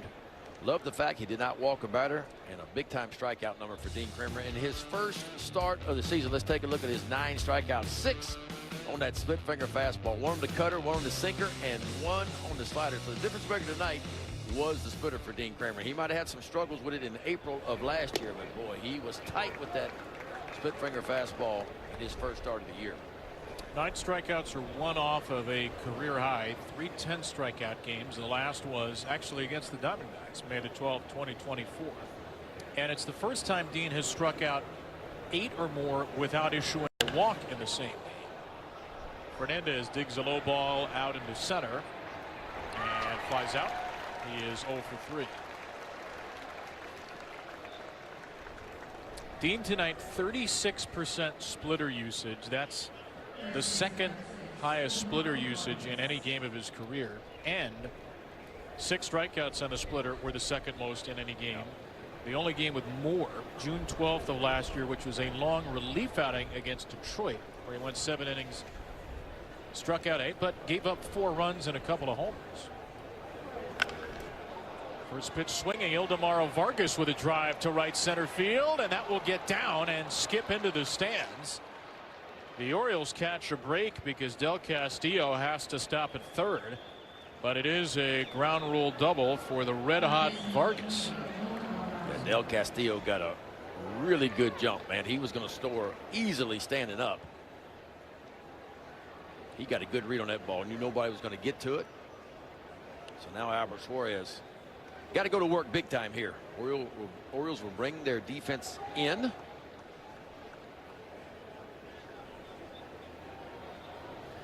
And Arenado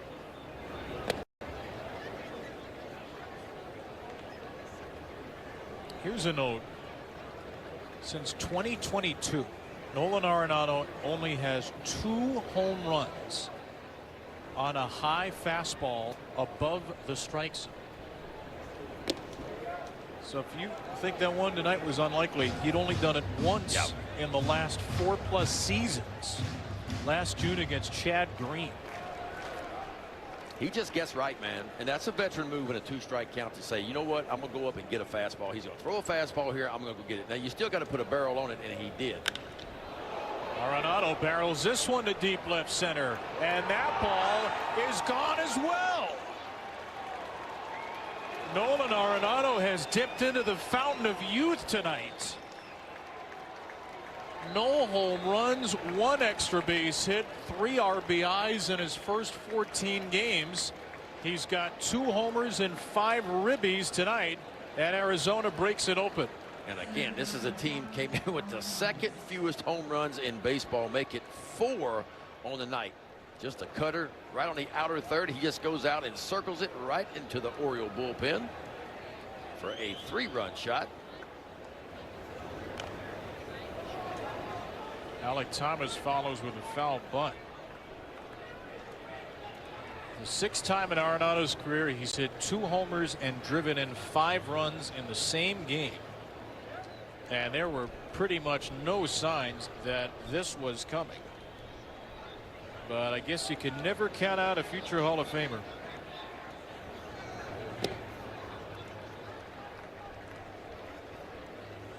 Good changeup to Thomas. It's 0-2.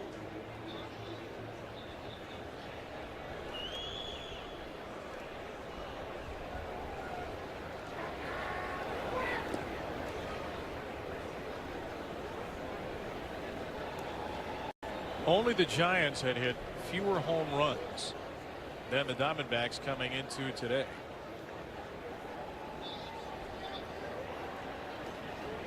I don't think that'll be the case after tonight. Fouled away at the plate by Thomas, who struck out twice.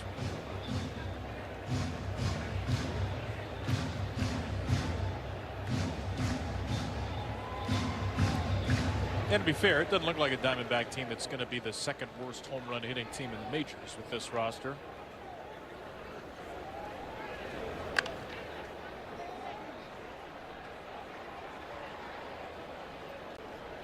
Well, like a lot of offenses around Major League Baseball, sputtering early in the year with the Diamondbacks, but they made it up and had 9 wins come in because of their pitching staff.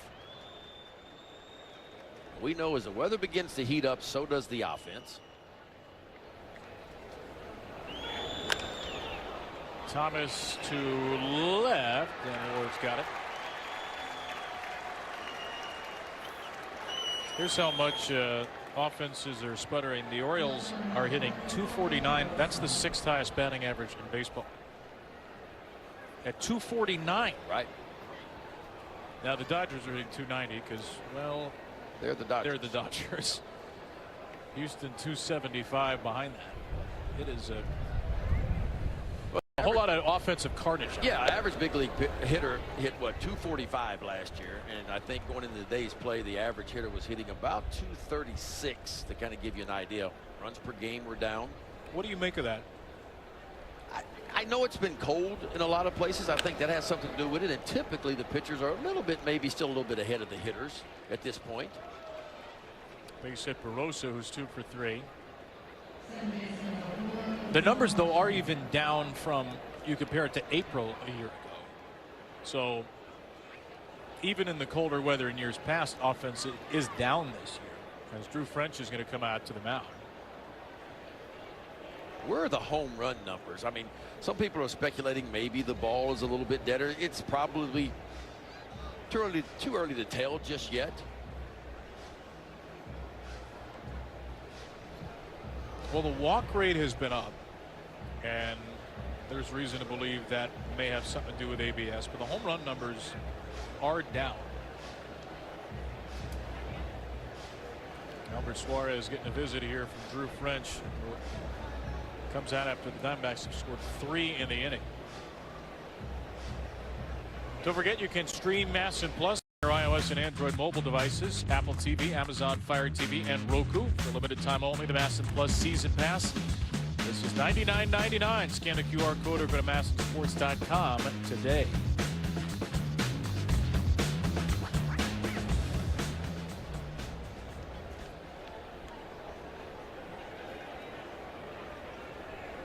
Degree night. The ball has been flying out of here this evening. 4 home runs for Arizona. Marte's got 2. He has never had a 3 home run game. And he takes ball 1. None of the first pitches to Marte have been close, including the one he hit for a home run on the first pitch of the game. It was his 15th career leadoff home run, the most in Arizona history. Chris Young second with 13, and then Corbin Carroll, the guy who hits behind him, has 9. But as long as Marte's healthy, Corbin Carroll may not get a lot of chances to hit leadoff. Torey Lovullo likes Cattell and Corbin 1-2 in that order.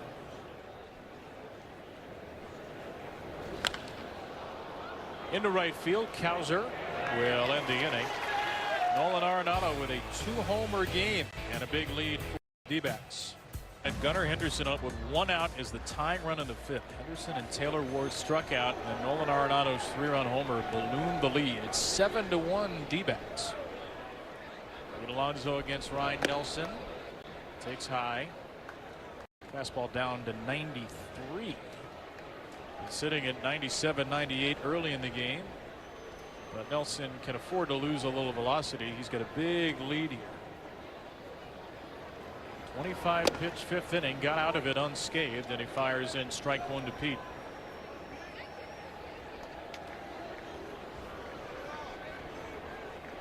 Just an unearned run against Nelson so far. A triple and an infield single, the only hits. Pete has 1 of the 2 walks. And he's in a 2-1 count. Yeah, Nelson was his best start of the year so far. Trying to complete 6 innings for the first time this year. Did go 5 2/3 his last time out against the Mets. Gave up that 1 run. Didn't walk a batter and struck out 5.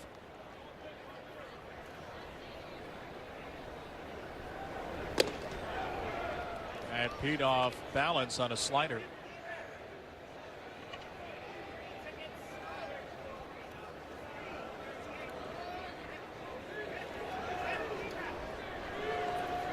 Diamondback bullpen is in effect. Taylor Rashi. Here's a 2-2. Little dribbler finally rolls foul.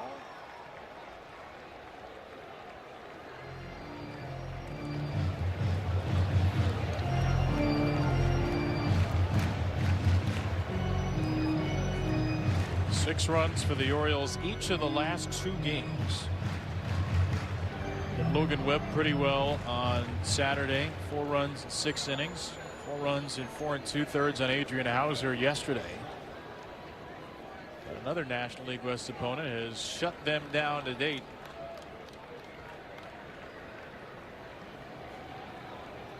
Six pitch to Alonso.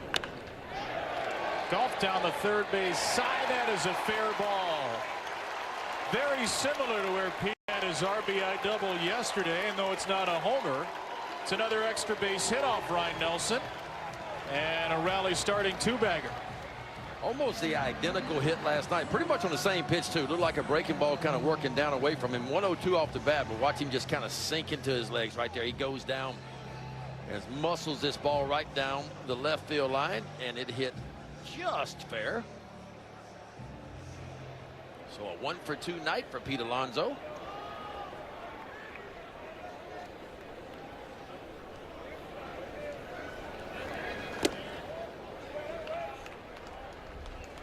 Samuel Basallo. Basallo catching a third straight game. Adley Rutschman on the IL. Craig Albertaz before the game said he does not expect this will be a long IL stint for Adley. And speaking of Albie, though, I want to remind folks, or let folks know if you're just joining us, Craig Albertaz was hit by a Jeremiah Jackson line drive last inning. It was hit up near the face, so that's Donnie Ecker on the railing. Oriole bench coach who is acting as manager right now. Miguel Cairo standing inside the tunnel, but Craig Albertaz has not returned to the dugout. Did not have an update yet. It doesn't happen very often, but it does happen. I remember standing in that exact same spot many years ago with Glenn Davis, the slugger, and same thing, foul ball in the tunnel and hit him right in the jaw and broke his jaw. Neither one of us had time to even blink. Challenge here from The pitch is called the ball. Catch is challenging. Adrian Del Castillo, the Diamondbacks' first challenge of the game. Had to drift off his spot to get it, but it did catch the edge. Great challenge. That's ABS powered by T-Mobile. 2 challenges remaining. And both catchers have launched a successful challenge tonight.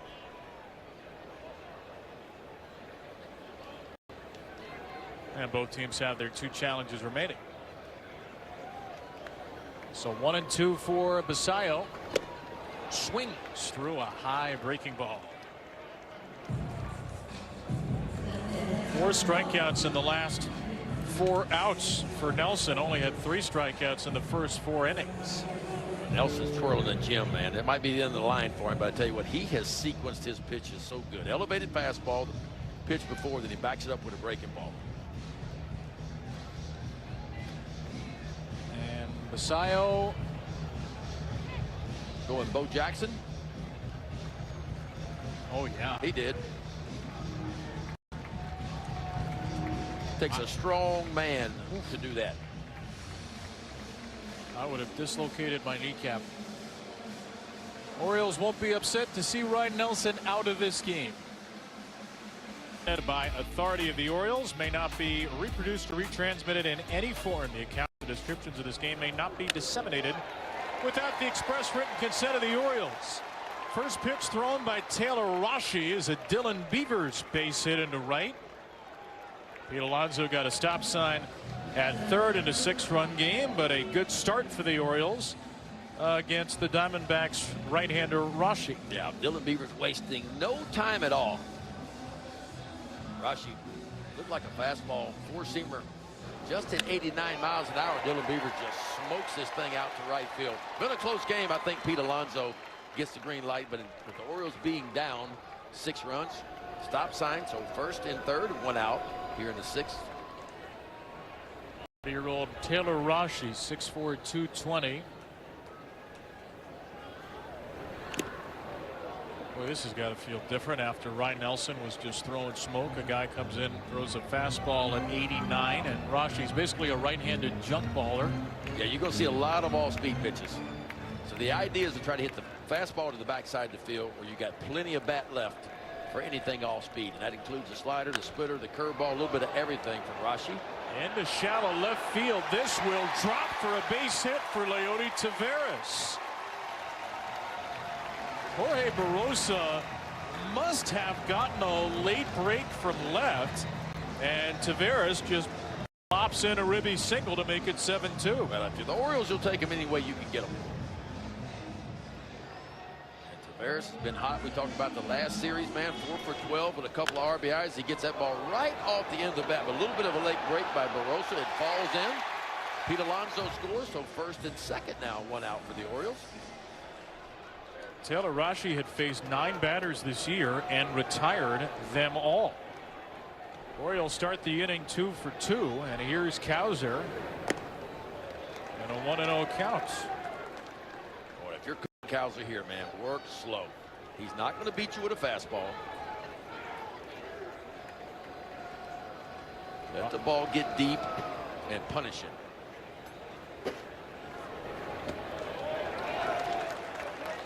Two 2-0 from Rashi, who pitched 10 games last year as a 29-year-old rookie and was called up 10 days ago.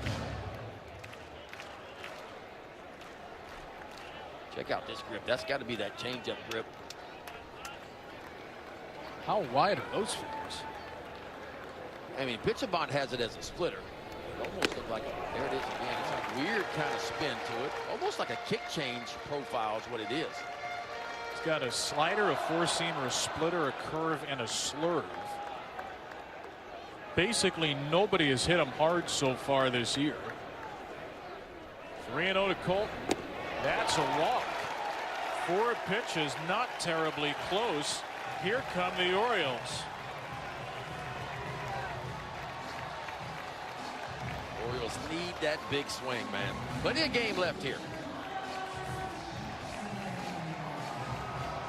Diamondback pitching coach Brian Kaplan to the mound.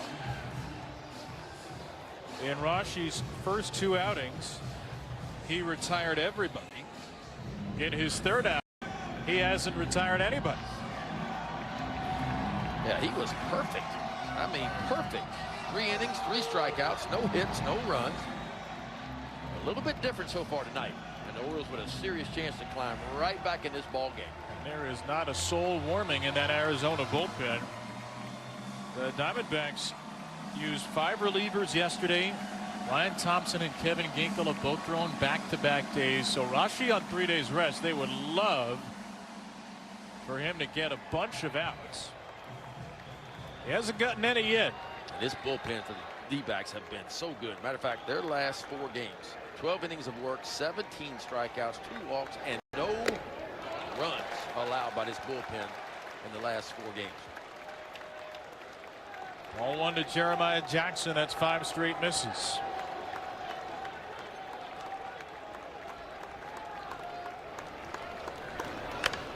Jackson with a fly ball to deep left field. It's going.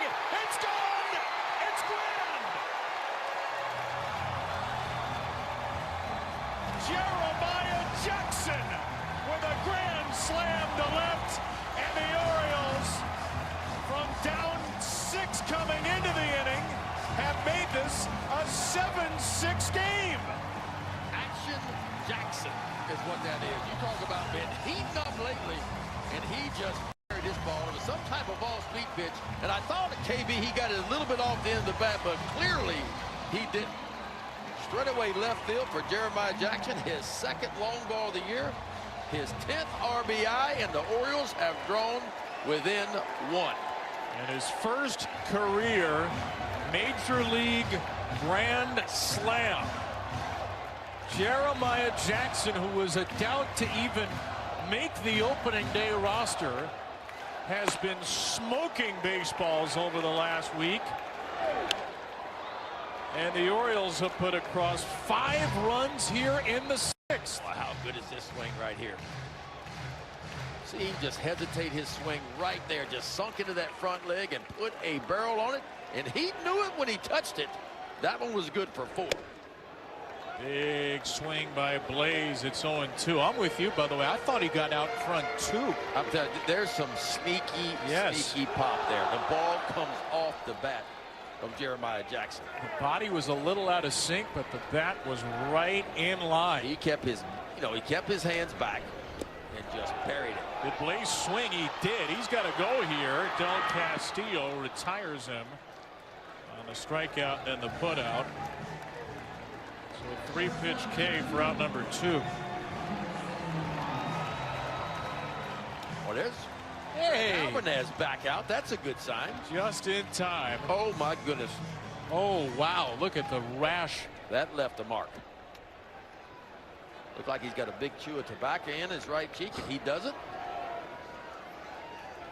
That was from the Jeremiah Jackson foul ball. So I guess if you're going to smoke your manager, you may as well make him feel better with a grand slam. Albie got hit an inning ago, and he's going to move a little bit on the railing now. That is tough right there. Anderson way out in front of the hook. This was just an inning ago. Jackson Holiday with the Orioles right now. He's recovering from a hamate bone fracture. And there's a guy who knows about getting hit in the face. A little bit about James that. McCann, who a couple of years ago was drilled by a fastball against the Blue Jays, Yariel Rodriguez, and then stayed in the game with blood all over his jersey. Came out, got a new jersey, plugged up his nose, and stayed in. So when James McCann's on the other side, I guess you got to tough it out, and that's what Albie is doing. Ground ball back to Rashi, and that'll end the inning. What an inning it was. The Orioles answer Arizona's 3 with 5 of their own, and Jeremiah Jackson slams in 4. Come on, Jeremiah. Action, and Jackson gets it on this one, folks. An elevated off-speed pitch, and boy, he knew it when he touched it. The Orioles score 5, 4 on that one swing, and they were within 1 after 6 innings here at Camden Yards.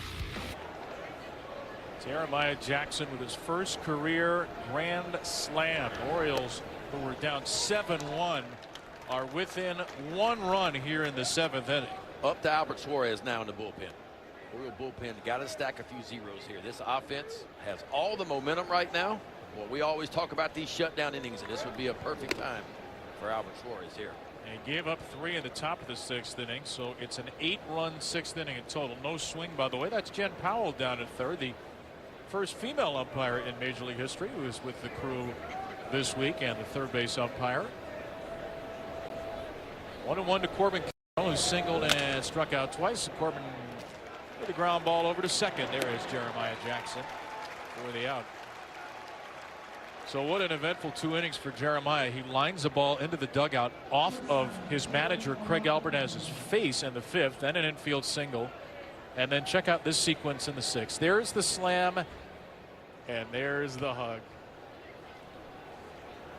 Hopefully that right cheek feels a little better now. Sorry about that, boss. But I made up for it with 1 swing and 4 runs. Usually you want a guy to make up for an error defensively.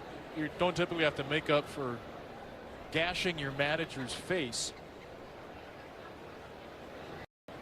Geraldo Perdomo now on 0-1. It's really nice that Craig Alvarez is okay enough to return to this game. Spate of Oriole injuries that spilled over to the manager. Thank goodness that ball wasn't hit too hard by Jeremiah. It's hit about 71 miles per hour. Because you mentioned that when Glenn Davis took him last year, we saw Adley Rutschman hit a ball really hard into the Rays dugout, hit Hunter Biggie, one of their relievers, in the face. And it's crazy to think for 100 years they played the game of baseball with no netting at all in front of them. The Oakland Coliseum was basically every ballpark, the way those dugouts were. 2-2 for Perdomo. Now people hit it so hard you have to have netting to protect the fans down at the foul ball, and thank goodness baseball did that. Well, Isaac started to get heated up in that Diamondback bullpen. He was up last inning as well. 2-2 is spiked by Suarez. Orioles are going to have 2-3-4 Ward Alonso Basayo, and it looks like it will be the former Yankee Jonathan Loaizaga.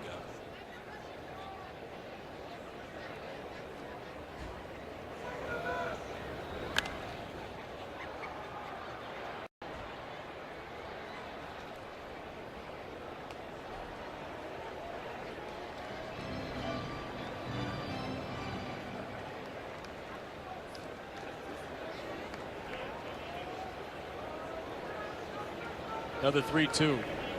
That's low. Perdomo reaches for the first time, and he has Arizona's first walk. So 1-on-1 out. A good hitter, Adrian Del Castillo, who's already singled against Suarez, coming up. Yeah, keep an eye on Perdomo. 4 stolen bases this year. And Albert Suarez does take a little time to unwind and get that ball to home plate.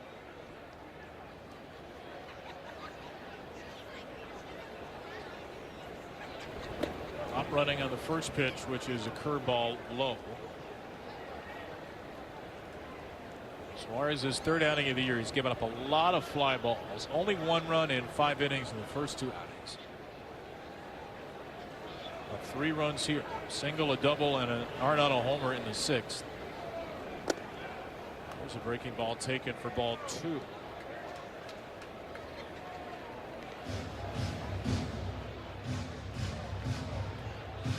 Still nobody warming for the Orioles. They've used the bullpen a decent amount of late. 5 relievers Saturday, only 2 yesterday, Nunez and Wells. So everybody else should be available for the O's. Dropped out of play by Del Castillo, 2-1.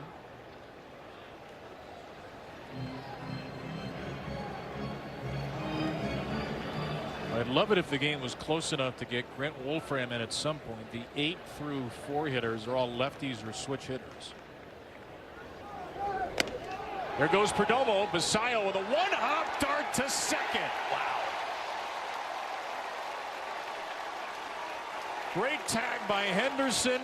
Great 1-hopper by Basayo. The Diamondbacks are looking to see if they want to challenge it. Jeff Bannister's on the line. Well, watch Gunnar Henderson here. Does he get any better than this? There's nothing he can't do in a baseball field. That is so hard to do, man. To collect the ball on 1 hop and get a tag down in time. The challenge is coming, though, from the Diamondbacks. Arizona's challenging the out call at second base. It's not a bad time to ask for it in the 7th inning. Oh, Gunnar tagged the helmet first. Yeah, but did the hand come off? See, the left hand got there for Perdomo, but then it came off, and Gunnar kept the tag on him. Watch this. Where's the right hand up? The right hand is on. It comes off, and then there's the tag before the left hand came back on, it looked like to me. Hyundai Managers Challenge, the Hyundai Getaway Sales Event. Deals so right it almost feels wrong. Only at your local Hyundai dealer. I think when he tags him first, Ben, he tags the helmet, which is off his body. Then there's the question of the tag. We're seeing on the big video board, it looks like a tag on the left arm. Yeah. So watch the first tag. That's on the helmet. The helmet's off. And the right hand is on right now. But see, the right hand comes off, and Gunnar keeps the glove down. And there, the hand comes off, and the tag is still there.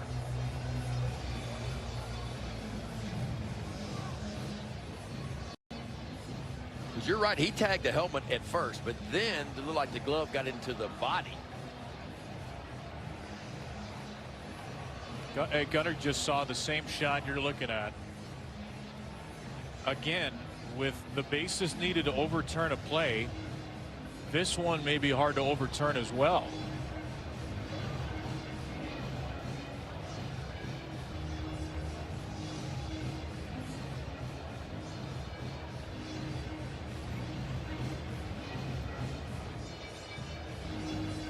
Replay Operations Center has taken a long time here. Is there clear and convincing evidence to overturn? That is the question. The call on the field is out.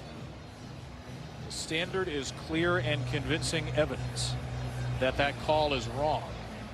See, right there, to me, I think the glove is up underneath and the hand is not on the bag. The left hand doesn't appear to be on the bag.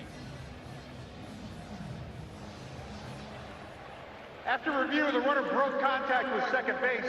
Therefore, the out call stands. The runner is out. Arizona will retain it. Arizona will lose the count. And I appreciate that explanation from Chris Conroy, the first base umpire. Didn't just say the call stands, gave a specific reason why. Yeah, and it's what we thought too. That's what we saw in the replay, frame by frame. Two of the best shortstops in baseball with a little chat about it. One-sided conversation. You're out, and you go back to the dugout now. So 2 out, nobody on, and a 2-2 pitch.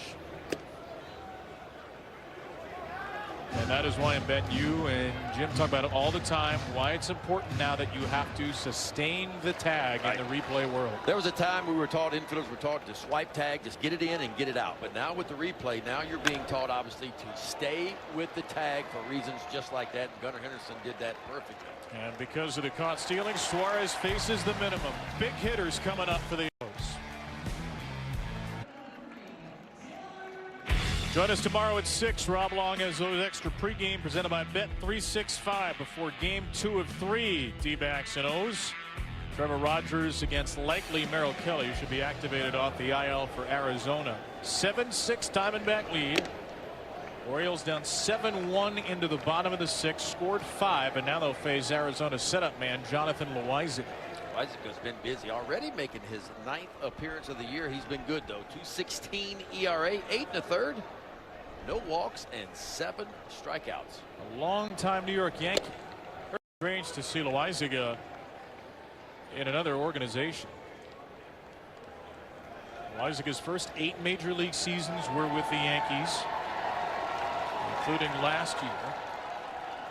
He struggled of late 50 games in the last 3 years. A lot of injuries. There's a challenge by Adrian Del Castillo. That looked like a strike to me. We'll see. A little slider on the outside edge. Did it catch the zone? Yes, it did. The pitch is a strike. Arizona has 2 challenges remaining. Well, Brennan Miller has been overruled 3 times today. Twice by the Diamondbacks catcher Del Castillo. Or not by the catcher, but twice on challenges by the catcher. Once by Basayo catching. So it's 1-2 on Ward, who had a hat trick of strikeouts against starter Ryan Nelson.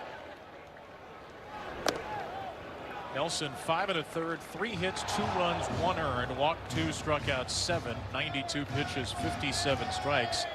And then Taylor Rashi really struggled. 2/3 of an inning, 3 hits, 4 earned, a walk and a strikeout. Gave up a Jeremiah Jackson grand slam. Ward is drilled somewhere near the left hand. Did it get to the hand or did it stop at the elbow on the way? He's going to get down to first base. And the Orioles are not sending a trainer out of the dugout. That's a good sign. Well, back-to-back innings now. The leadoff guy has reached for the Orioles. Yeah, that was right on top of right off the top of the left hand. Well, hopefully that doesn't swell up and get worse as the night goes on. He'll stay in. And Pete will take strike 1. Loaiziga's got a good arm, man. Fastball's going to average 97. More sinking fastballs and four-seam fastballs by a good bit. A little changeup, curveball, and a cutter as well.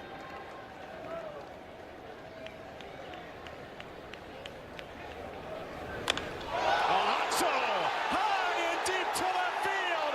Pete Alonso, goodbye.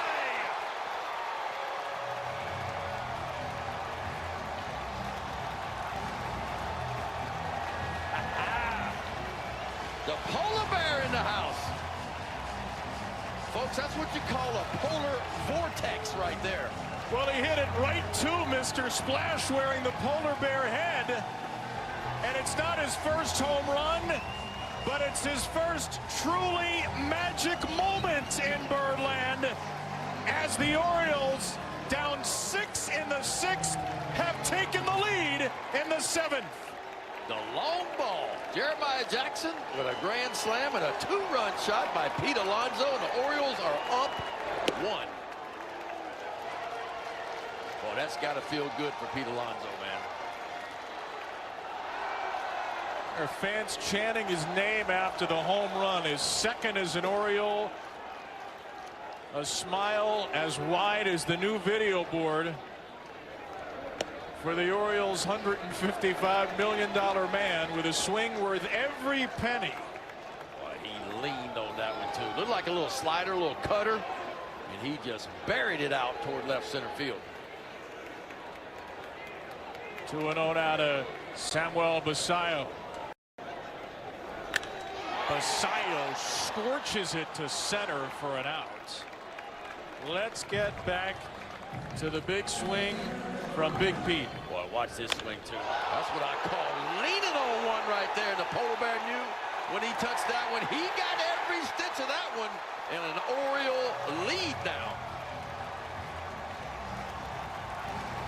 Boy, he's been so honest. He's showing all these young guys in the Orioles how to conduct themselves. Those two guys right there, Pete Alonso and Chris Bassett, man.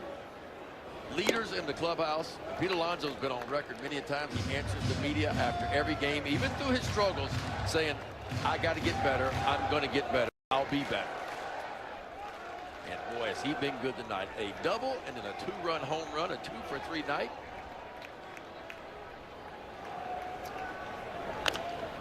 His press conference Friday, as Dylan Beavers shoots one out of play. His press conference Friday was a master class in how to talk about handling failure.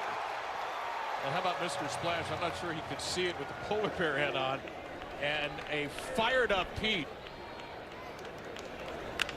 Look back at his dugout after the blast.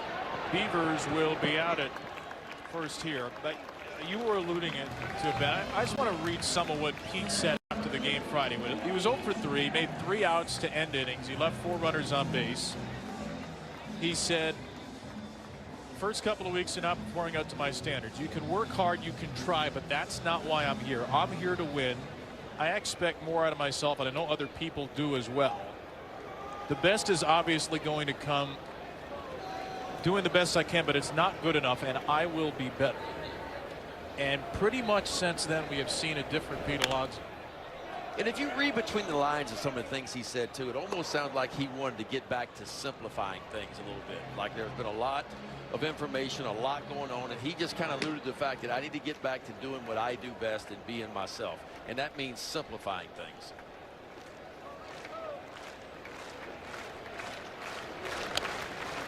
We can't discount. Oh, look out, Rob. Rob had to dance out of the way of that foul ball from Leody Taveras.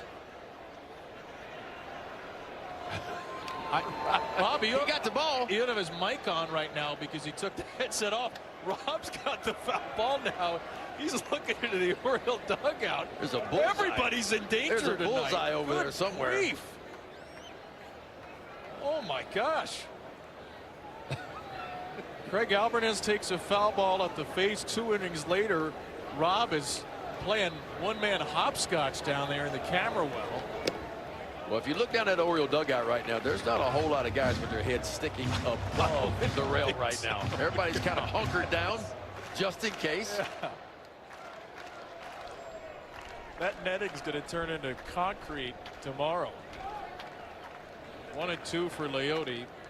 8-7 Orioles in the 7th. I forget what we were talking about, to be honest. I'm just glad Rob didn't get drilled there. Everybody's sitting down by now, waving the white flag over there. Hey, baseball and dodgeball in the same night. 3-2 for Leody. You know, one of the things Craig Alvarez said after Friday, he said, I told Pete, if you go 0 for 0 with 4 walks, that's a great day. He said he's trying to do too much, and we've seen Pete be more selective the last couple of days and pounce on the pitches that he can hit. 3-2 is wide. A walk for Taveras to extend the inning. He's been on twice in the last 2 innings. And Pete Alonso applauds from the dugout. And here's what's impressive about the Oriole offense, man. They're doing it against a bullpen that's really been the best bullpen in baseball for a while now. Yep. Last 8 games, .92 ERA. Tonight, 6 runs, 4 outs. Torey Lovullo is going to pull another card out of the deck. See if this one has the winning hand. Orioles, a 6-run down comeback in 2 innings for the Orioles. The ball ended up at the feet of Mr. Splash with his polar bear head. And as you beautifully called it, Ben McDonald, the polar vortex put the Orioles in front. Their first lead of a game they have trailed since quite literally the first pitch. And a pickoff throw by Andrew Hoffman, who is the 3rd Diamondback reliever in the last 2 innings. Often making his 5th appearance of the year, a very good ERA. The opponent's hitting just 182 off the right-hander, Hoffman. Four-seam fastball, changeup, and a slider. 3-pitch mix. Colton has walked and scored. Something for the Milkman fans to be excited about. He came across in that 6th inning on the Jeremiah Jackson granny. And Cowser pops this one up. Taveras was running. The ball is in shallow center and grabbed there by Ketel Marte. The moment we've been waiting for Pete Alonso. Orioles lead on a 2-run home run. Your Baltimore Orioles gear. A cathartic couple of swings the last 2 days for Pete Alonso, who doubled to lead off the 5-run 6th and then capped the 2-run 7th. With a go-ahead home run, 8-7. Orioles have come all the way back. And now Rico Garcia is the first Oriole to pitch with the lead today. And boy, has he been dominant. He has been better than good. Making his 8th appearance of the year. You see where the ERA is. Look at the whip. .45 for the right-hander, Garcia. Jose Fernandez with a sky-high pop-up. Alonso comes chugging in down from first. Basayo makes the catch and then tumbles over Fernandez's bat. This is a day of danger.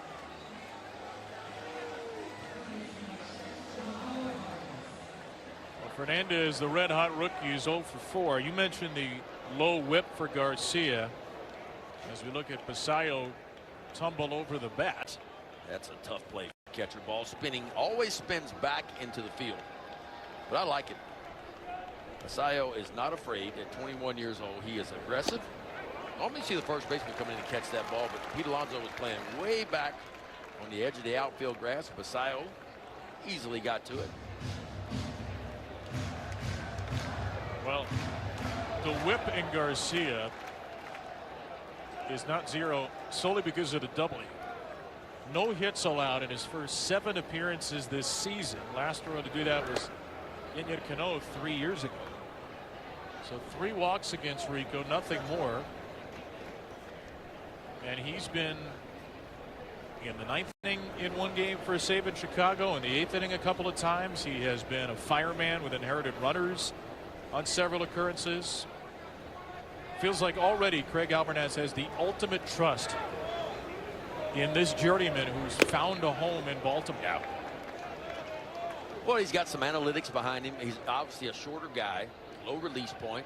Fastball's got plenty of spin. It's got plenty of carry through the zone. And on top of that, it's going to average 96. A good slider, a changeup, an occasional curveball. So 1 for Vargas, who's 2 for 3. That's a floating changeup hot.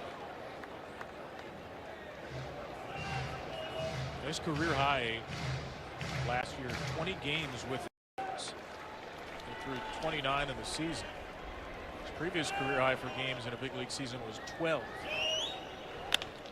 3-1 grounded to the right side. Jackson gets to it while standing and flips to Pete for the out. 2 up, 2 down for Rico. Saturday, April 25th, Orioles Red Sox. The first 20,000 fans get a nose hockey jersey presented by Lido Pizza. Go to Orioles.com/tickets. Red Sox are down 11-3 right now in the 5th in Minnesota. By the way, they have struggled. They won their last 2, but they're 6-9. 2 down here. Arenado with 2 home runs today, and he's not even close to that slider. Yankees have lost 5 in a row. Yes. Mets had lost 5 in a row. See, the Yankees are winning tonight so far. 7-4 against the Angels. First 2-homer game for Nolan in 3 years. There are a lot of blowouts right now. Phillies lead the Cubs 13-3 in the 8th. Pirates lead the Nats 15-5 in the 7th. This game was a blowout after that Arenado home run. 2 innings ago, it was 7-1. What you trying to say? The offense is starting to catch up with the weather heating like up a little bit? Miami leads the Braves 8-4. A lot of runs on the scoreboard tonight. Yes. Basayo will challenge this four-seamer.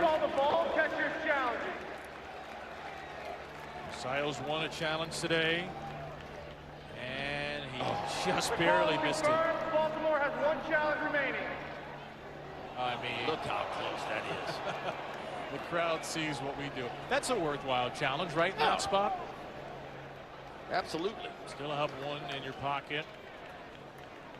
So 2-1 for Arenado. 2 out, nobody on. 8-7 in the 8th. Arenado with a ground ball to second. The grand slam hitter Jackson to the 2-run home run hitter Alonso. Rico with another perfect inning.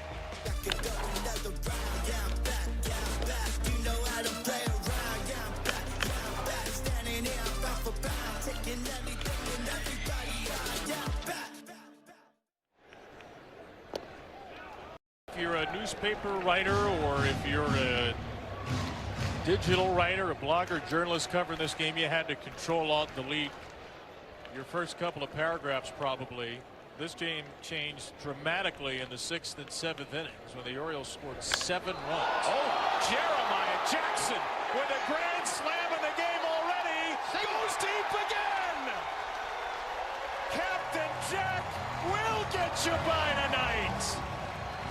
2 long balls, 5 ribbies, and the Orioles keep pouring it on.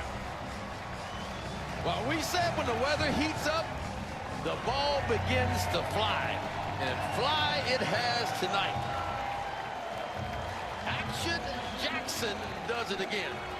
How about a 3-for-4 night, folks? A couple of home runs and 5 RBIs and some insurance late in this ball game provided by Mr. Jackson.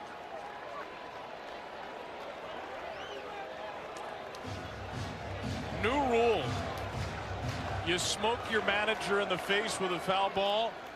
A grand slam is not enough to make up for it. You got to hit 2 home runs. He bruised Craig Albertaz's cheek with a foul ball in the 5th, and he has bruised and battered this Diamondback bullpen ever since. Craig Albertaz may have writing on his cheek tomorrow that says "hit it here."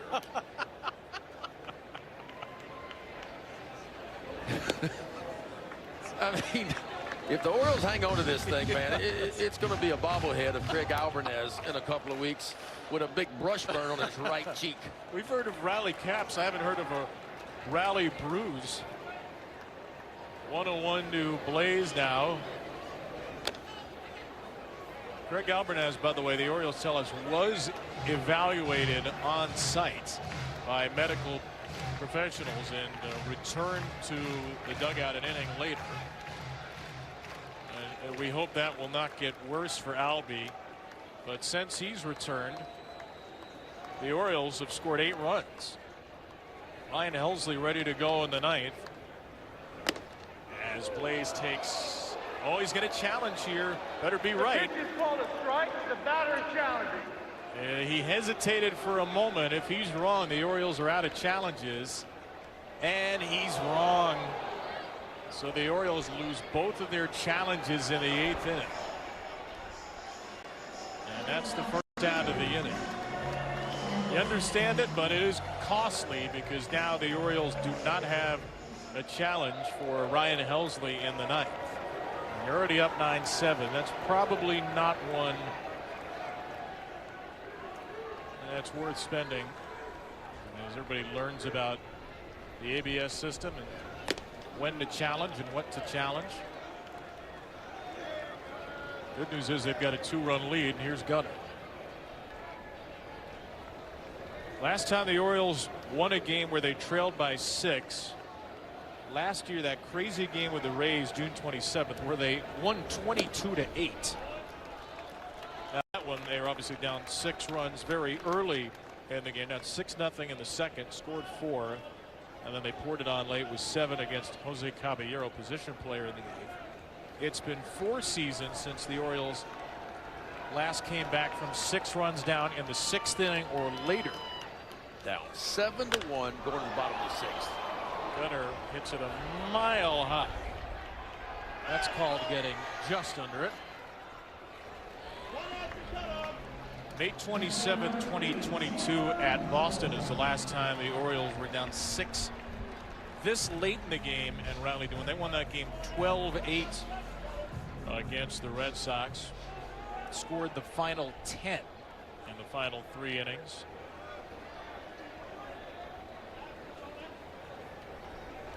Two down for Taylor Ward. You know what we haven't seen? I mean, it happened a couple of nights ago. We weren't here. We haven't seen the Ryan Helsley light show in Hell's Bells at night. Right. And that is on deck here. 0-1 to Taylor Ward. I'm going to let you folks on a little behind the scenes secret. We're going to go quick to break so we can show you some of that. All right. Coming back in the 9th inning. I'm in on that. I'm in on Action Jackson too. And Jackson Holiday, who's here with the team right now on the Norfolk off day, getting evaluated, likes it. Ward down to third base. Arenado, 10-time Gold Glover. Let's get you to the 9th. Orioles lead by 2.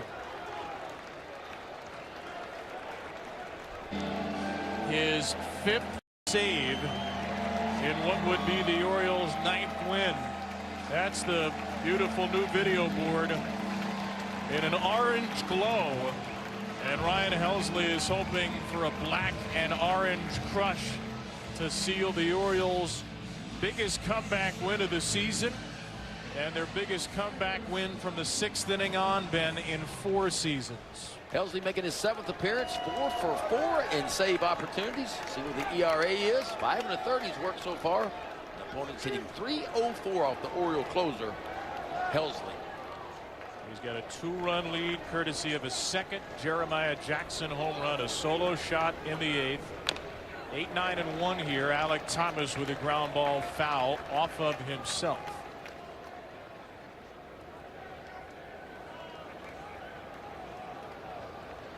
Thomas 0 for 3. Jorge Barosa and Ketel Marte after that.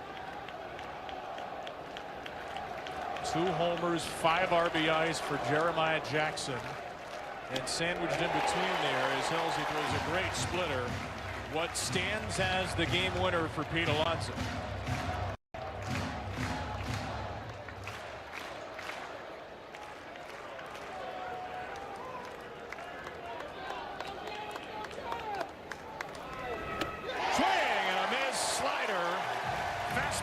Splitter, slider, and Thomas hardly touched any.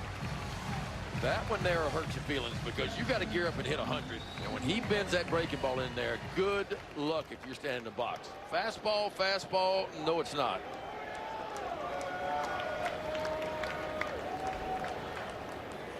Three-pitch strikeout for Helsley. It's down 8 in 5 2/3. Jorge Barosa having a nice day in the 9th spot. Barosa takes low.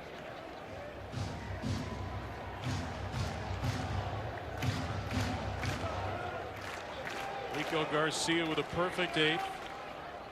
Oriole bullpen has been great since the 7th after Albert Suarez gave up 3 in the 6th. Here's a challenge coming from Barosa.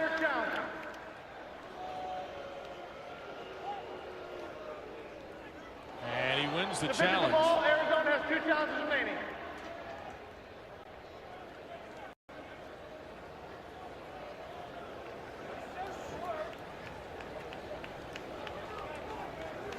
Two 2-0 now for Barosa. Ball 3. Walks have been the issue early in Helsley's Oriole career. 4 of them in 5 2/3. And one of them intentional, but a wild pitch, some command lapses in there. 3-0. Marte is the tying run on deck. He's homered twice, and there's a strike. A game the Orioles trailed from literally the first pitch of the game all the way through the 234th pitch of the game. Strike to Barosa. It's 3-2. That 234th pitch of the game was turned around for a Pete Alonso homer, and the Orioles have not trailed since. Marte the tying run on deck if Barosa reaches. A crucial 3-2 pitch on the ground and foul.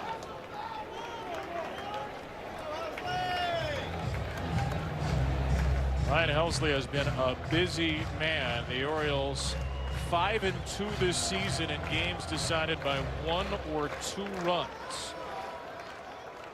Looking to go 5 for 5 in saves. Here's another 3-2. Struck him out swinging. Well, that fastball's got some ride, doesn't it? Rode it up to the top quadrant of the strike zone, just on the outside edge. So back-to-back strikeouts for Helsley.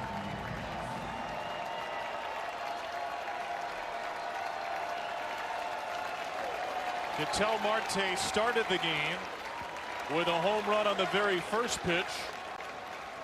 Now he could be the very last pitch. 101 from a juiced up Helsley, but about 101 inches out of the zone. 2 home runs for Marte off Dean Kramer. The Diamondbacks were cruising until they weren't. Marte down to third base. The former Diamondback Alexander ends the game. The Orioles come back from 6 runs down in the 6th inning for the first time in 4 seasons, and they take down the Diamondbacks 9-7. Well, this Oriole offense, man. 6 runs in back-to-back games going into this one. 9 runs tonight, including 3 home runs. And boy, Jeremiah Jackson sitting down in that 8 hole for the Orioles. 3 for 4, a couple of home runs. The Polar Bear got in the action as well. 2 for 3, a home run, 2 RBIs for him. Gunnar Henderson drove in 1. Tavares drove in 1 as well. And a big-time comeback victory for the Orioles. Orioles now have won 6 of their last 7 games, and hot as anybody in baseball right now. And well, I tell you what, Dean Kramer kind of got lost in all this, but I thought Dean, for his first start of the year, pretty solid performance for him. 5 innings.